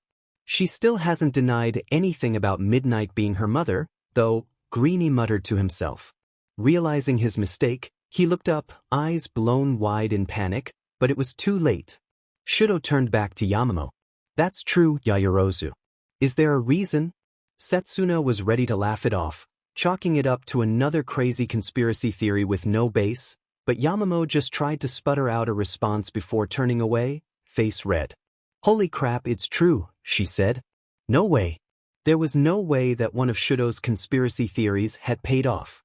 She may not have known him long, but every theory to come out of that boy's mouth was completely ridiculous. So how? Midoriya, it seems your hypothesis was correct. His face still lacked much expression, but they could all tell he was excited. Please teach me your ways. So it wasn't a Shudo original. That made sense, she supposed. But how had Greenie guessed? I'm sorry, Yaoyorozu, I didn't mean to pry or anything, it was just an observation about your quirk and hair, and then Todd Shudo overheard, and it spiraled into, well, I'm sure you can guess, but I swear I didn't mean to breach your privacy. It's fine, Midoriya. We were expecting it to get out eventually, just not quite so soon, I guess. She chuckled. You sure are perceptive. I can see why Nedzu would choose to mentor you. Still, can you all keep it a bit under wraps for now? I'll already be known as the rich girl, I'd rather not add Midnight's daughter to it. They all nodded, Setsuna still trying to figure out how the hell Greenie had figured it out just from watching her in the race. She was interrupted by a phone ringing, which soon emerged from Greenie's pockets. He walked away slightly to answer it. She sighed. Looks like we have to leave soon. It's gotten pretty late, huh? In the distance the sun was already almost touching the horizon, painting the color in an array of yellows and oranges. It was great meeting you all. I'll be sure to make a group chat for us as soon as I get home, so we can keep in touch until we get our results. I hope we're all in the same class. Shudo just hummed, and Yamamo gave her a bright smile. Greenie walked back to their group. Hey guys, I have to leave. I'll see you around? Definitely, dude. Us green beans have to stick together, alright? She chuckled. I can't wait to go to school with you guys. It's gonna be so much fun. A car honked outside, and Yamamo started, getting up to head to the gates. I agree. This has been nice, I look forward to training with you all. Setsuna waved her off, waiting for the other two to walk to the station. Greenie was off to one side, Shudo having pulled him aside moments before. She managed to make out the question, where do you put your notebooks? Before she tuned them out, giving them their privacy. Eventually they separated, and he headed over to her, sans Shudo. Where's Shudo going? Doesn't he have to catch a train too? He shrugged, confused. Yeah, I'm not sure. He said something about clearing something up with faculty, and that we didn't need to wait for him. His gaze moved over to Shudo's retreating form. I didn't question him, but now I'm curious. Setsuna shrugged, grabbing his hand and leading him out of the gate. We can always ask him later. Come on, we have to make the train. They kept up steady conversation on their way to the station, mostly about the extent of her quirk, which had been really fun to talk about. It was nice, meeting someone who wasn't creeped out by it. Distantly, she noted that Shudo and Yamamo seemed like the kind of people who wouldn't mind either. She smiled. Today had been a good day. They made it back just in time for her to catch her train, her body finally catching up to all of her exhaustion the moment she sat down. Smiling, she created the group chat, unable to wait until she was home. She couldn't wait to tell Kurasudo. ********. Izuku groaned as he sat down across from Nedzu, gratefully accepting the tea placed in front of him. The rodent only snickered. Did we really have to have a lesson today? He said, pained. This morning I could barely stand, much less get to the station. It took me so long. Once again the rodent only chuckled. Hopefully this serves as extra motivation to not take unnecessary risks. Landing yourself in the hospital is not acceptable, Midoriya. I hope this experience helped you realize this. Nedzu's tail flicked rapidly near the floor, an impulse Izuku had learned was entirely involuntary, and his eyes widened. Generally that indicated worry, or anxiety, and it was in perfect contradiction with the sly grin he was wearing. Had Nedzu been worried about him? Of course, I understand to a certain degree why you did it. Still, I expect you to be more careful in the future. Izuku just nodded sheepishly, still trying to wrap his mind around the fact that his mentor had worried about him. He'd shown worry before, sure, but this felt different, somehow. A good different. I'm glad you managed to break through to Todoroki, and I agree that Endeavor would be an interesting project for you to take on soon. I think you'll be a good influence not only on him, but on Yaoyorozu and Tokige as well. Of course, the reverse is also true. I think you'll benefit from some friends besides young Melissa. Izuku only sighed. It's too bad I won't be able to be in a class with all of them. That is, if they all got in. That's actually something I wanted to talk to you about, Midoriya. Nedzu sounded serious, and Izuku sobered up. The HPSC wasn't too happy with one of the 4 recommended admissions year. I'm sure you can guess why. Izuku gritted his teeth, and he saw Nedzu's whiskers twitching the way they tended to do whenever he thought about the HBC. So they won't let you enroll me because I'm quirkless? The rodent smiled and put down his tea. On the contrary, Midoriya, I've made it abundantly clear that you are to join Class 1A this coming school year. They have, however, changed the conditions to the recommendation admittances because of this. Izuku leaned forwards, deciding to freak out about officially being in UA later. They agreed on the condition that you would count as just a normal student. That is, I'm to enroll 4 recommendation students aside from you. Izuku sat back, relieved. A small part of him had worried about taking someone else's spot, but now he knew he had nothing to worry about. In fact, this meant there was a much better chance of sharing a class with his new friends. But that's not all I wanted to talk to you about. No doubt you've been wondering about Setsuna, Todoroki, and Yaoyorozu, correct? He nodded, wondering what he was getting at. Well, I can tell you for certain that Setsuna and Yaoyorozu got in. As for Todoroki, I think it's best if I show you. Typing quickly at his computer, he tilted the screen after a few moments to show a camera feed of Nedzu's office, empty save for himself and a familiar head of red and white hair. What? Todoroki. What brings you to my office? Screen Nedzu said. He produced a cup of tea from thin air to hand him. I understand you have final say on any and all admissions? Nedzu chuckled. Straight to the point, I see. Yes, I am fully in charge in most cases, but not all. What is it you would like to ask? Wait, why only most cases? Izuku asked, confused. Nedzu only pointed at him. I had to bring in a few other people to ensure that I wasn't biased in your case. His whiskers twitched in amusement. They argued against many of the tactics I used against you. It was most amusing. Izuku ignored the frankly hilarious mental image that thought provoked and instead focused on the video once again. Todoroki hesitated. Do you need to go through my father first? I believe that whatever the issue is can be solved between the two of us, yes? Todoroki sighed, relieved. Perfect. Go ahead, ask what you wanted to ask. Again, Todoroki hesitated. I would like to drop out of the recommendation exam admission process. Izuku's jaw dropped. Why would he drop out? Did he not want to go to UA anymore? Was it because of something Izuku did? Midoriya, please just keep watching. Your questions will be answered, all you need is a bit of patience. Izuku forced himself to relax, and Nedzu chuckled. He unpaused the camera feed. Nedzu leaned back in his seat, barely surprised.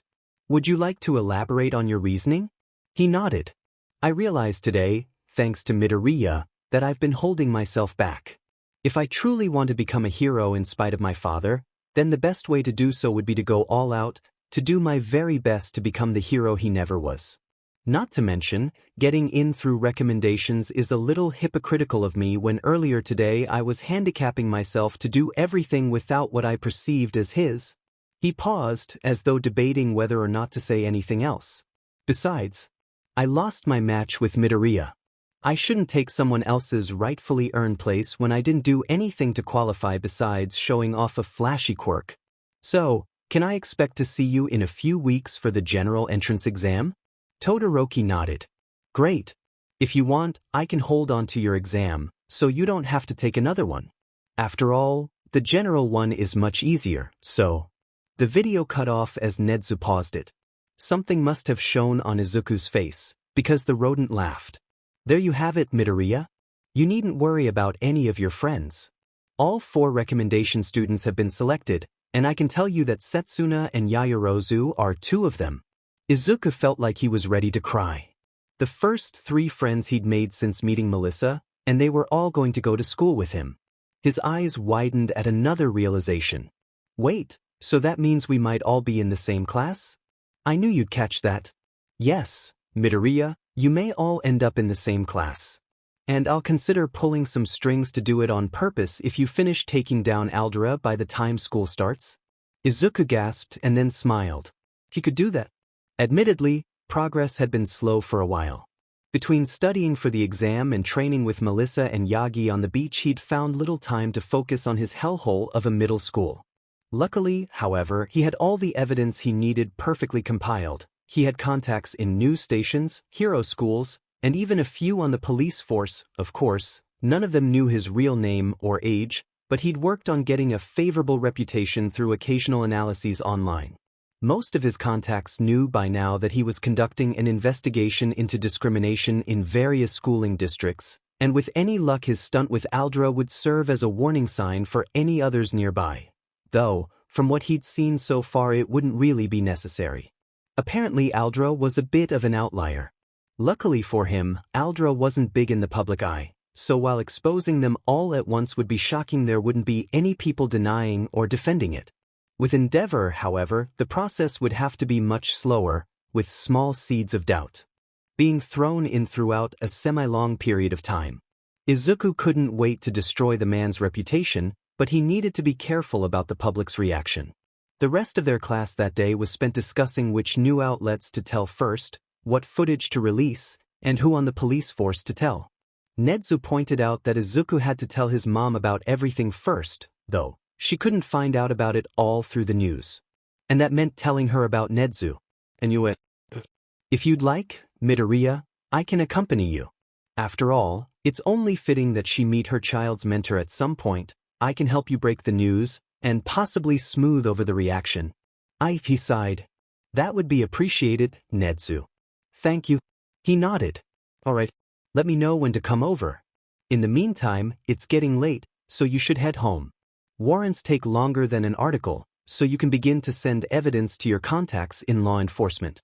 I'll see you soon, Midoriya. Still sore, Izuku groaned slightly as he got up, but sitting down for so long had given them a chance to rest. Almost at the door he turned his head. Thanks for everything, Nedzu. The rodent only smiled, an ear twitching. He thought, I haven't seen that before. Bye. He was not looking forward to what the next few days would bring. And so then I had to fight him. I had to fight Todoroki goddamn Shudo. In unarmed combat. Like you would have done any better in armed combat? Izuku spluttered, and Melissa giggled at her friend's antics. They were in her room, having decided to go to her place after the usual beach cleaning. Well, usual for Melissa, at least. She hadn't seen Izuku in a few days, and she was prying every bit of information out of him about what he'd been through. To be completely honest, all the stories did was increase the already significant amount of fear she felt for Nedzu. She shuddered just thinking about the exam she'd have to take in under a month, now. Would he treat her the way he'd treated Izuku, just for being All Might's successor? She hoped not. She sat in rapt attention while her best friend recounted his meeting with Nedzu the following day, and the discovery of Todoroki's decision to take the general exams. A small amount of dread pooled in her gut. From what she'd heard about the boy, she'd be extremely lucky to take her practical test separately from him. She was in no way confident she could beat someone that powerful with a quirk she'd gotten less than a week beforehand. Belatedly, she realized that Izuku had stopped talking, instead just laying on the floor in tense silence. She remembered something about a last conversation with Nedzu before he trailed off. Did something happen? She was about to ask him about it when he kept speaking, voice coming through as a low murmur instead of the previous excited rambling. She leaned forward to catch it. I have to tell my mom about everything I've been doing. Melissa let out a breath, relieved. Is that all? That's not too bad, Izuku. I'm sure she'll be proud of you. I mean, you're already super smart, and you're becoming even smarter, not to mention stronger. You can take care of yourself, and I'm sure she'll see that with time. Izuku stayed quiet, and she worried she'd said something wrong. She looked over it all in her head. As far as she could tell, she hadn't, so why? It's not only about that. It's about Aldra too. Melissa furrowed her brows, before gasping. You mean, all of it? But why now, specifically? I'm almost ready to take down Aldra as a whole, he replied, in the same tired monotone. But when I do, it'll be all over the news. Even my name, maybe. I can't let her find out like that. I can't. But I also don't want to tell her. His voice cracked. How am I supposed to tell her? Melissa jumped down from her bed, scooching over to sit next to Izuku. Hey, she began softly. You're one of the strongest people I know. If anyone can, it's you. And if you want, I can be right there when you do. He looked up at her, tears in his eyes, and smiled. Thanks, Melissa, but that's not necessary. He sniffed. I'm lucky to have you. Melissa only smiled in return. They stayed there for a good while, Melissa's hand having somehow found its way into Izuku's hair at some point, until Yagi called them to dinner. Just in time, Izuku chuckled, wiping the tears from his eyes. I'm starving. He moved to get up, and paused when he felt his wrist tug backwards. He looked back at her. I was serious, Izuku. She looked him in the eyes, silently begging for him to believe her. If you need me there, just say the word. I know you'd do the same for me. He swallowed. I know, Melissa. Thanks, but I need to do this on my own. He gave her a watery smile. I've kept so many secrets from her. He choked on his words. She deserves to know. And she deserves to hear it from me, and me alone. With that, he walked out, tears having dried just enough to not be called out by Yagi. Melissa sighed. They still needed to work on his ability to ask for help, but she was proud of how far he'd come. She just hoped Inko took the news well. The next day came all too quickly for Izuku. Between training with Melissa, classes with Nedzu, and dinner with All Might, he just barely managed to distract himself from what came next. Hell, he just managed to relax enough to get some sleep, as little and fitful as it had been. And now, with morning rays of light peeking through the curtains, it all came crashing back down. He groaned, heaving himself up. If there was one thing he'd learned from Nedzu, it was how to get shit done, and knowing that leaving something for later only ever made things worse. Unless the purpose was to create tension and allow the paranoia in your enemy's opponent's minds grow. But that was getting off topic. Izuku took a deep breath, doing his best to follow the exercises Nedzu had taught him for calming a racing heart.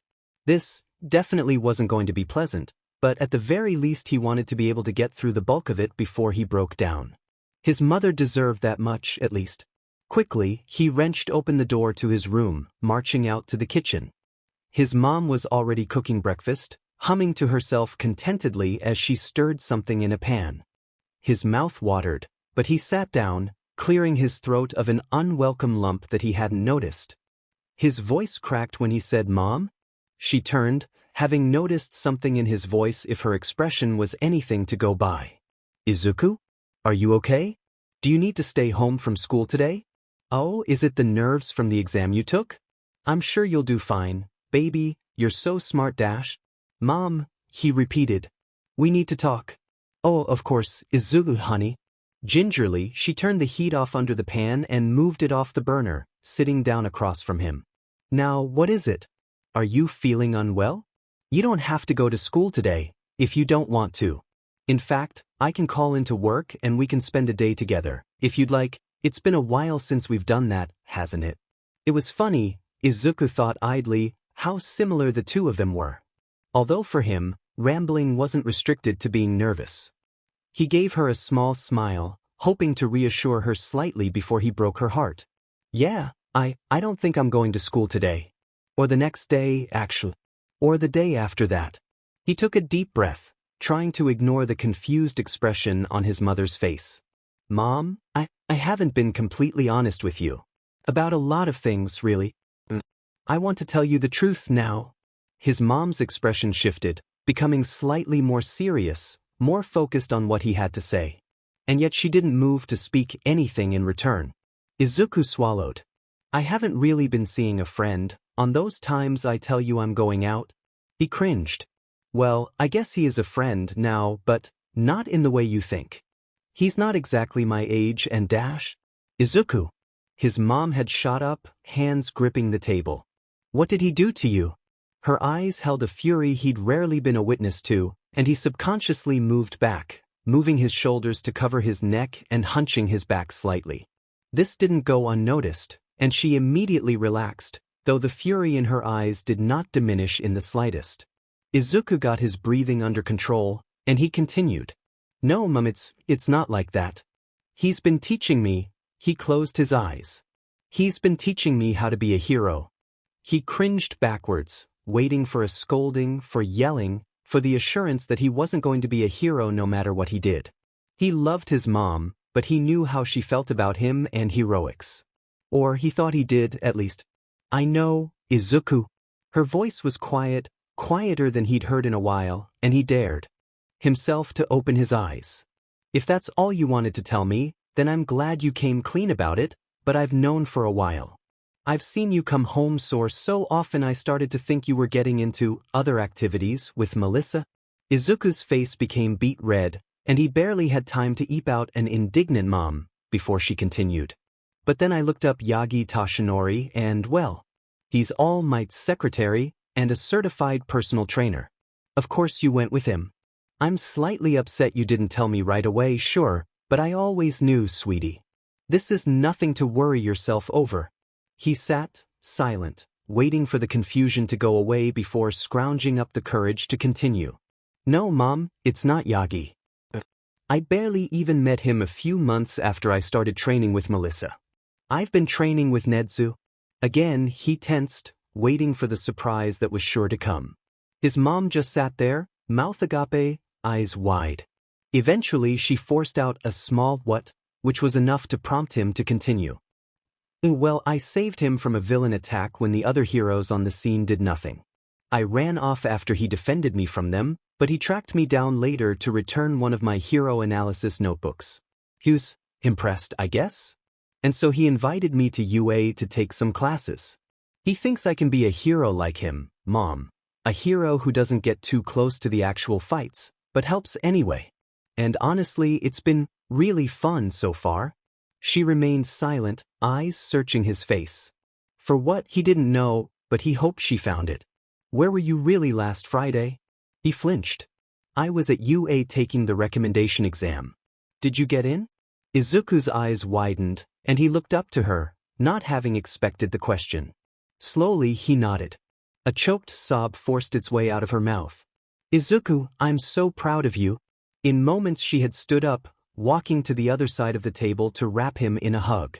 Izuku could feel tears already dripping down onto his hair, and his own eyes squeezed shut in a half-hearted attempt to keep himself dry a little longer. Finally, after what seemed like hours, Izuku felt his mom unwrap herself from him. She sniffled a few times, floating over some tissues to wipe her eyes, and passed a few over to him before she sat back down. I understand you were nervous about it, Izuku, but if you already knew you got in, then why aren't you excited? His smile was watery and unstable as he picked himself up, urging himself to continue. Mom, that wasn't the only thing I needed to tell you about. He took a deep breath. As you know, Nedzu is one of the most perceptive beings on the planet. Within a single class he'd figured out several things about myself, and about Aldra. Through me. His mom was looking at him with intense curiosity, and he wrenched his eyes away. He recognized signs of abuse. He swallowed but didn't give his mom time to respond, instead barreling through. And so he decided it would be helpful for me to try and take it down myself. He's been with me through every step, and now I have the evidence needed to get the whole faculty arrested. Practically enough to warrant the building itself being burned down. But I can't do that without releasing it all to the public, and, well, you didn't want me finding out about it through the news. He kept his gaze turned away, afraid of seeing the expression on her face. Yeah. The two of them stayed there for a good while, neither making a move to speak. Eventually Izuku just couldn't take it anymore. He stood abruptly. I'm going to my room. Izuku, wait. He hadn't noticed his mom get up, but now she stood in front of him, a hand on the sleeve of his shirt. Tears streamed down her face. I am so sorry, baby boy. There was a lump in his throat, but he forced the words out anyway. Mom, really, it's not your fault. I did my best to keep it hidden, you couldn't have known dash. I'm your mother, Izuku, she yelled. More quietly, she continued. I'm your mother, and I didn't notice. More importantly, you didn't feel like you could come to me with it. I've failed you, Izuku, and I'm so sorry. The strength seemed to leave her along with her words, and she sank to the ground, the fall slowed by Izuku following her. Their arms didn't leave each other, both holding on like it was their lifeline. No, Mom, you're great. You are, and I trust you, it's just... He chewed his lip, debating for just a moment before continuing. I didn't tell you because a lot of it was kaken. And I know how important your friendship with Auntie Mitsuki is, And I also didn't want to ruin his chances of being a hero, so I just kept quiet. But it's fine now. The school is going down, and it can't hurt anyone anymore. He chuckled slightly. Actually, Nedzu also wanted to reveal that I'm his apprentice during the takedown, if I agree to it. Shady school districts will fear me the way corrupt institutions fear you, Mom. She sniffled, scooting closer to him on the floor. Like mother like son, I suppose. She gave him a wobbly attempt at a smile, and he returned it, albeit a bit more steadily.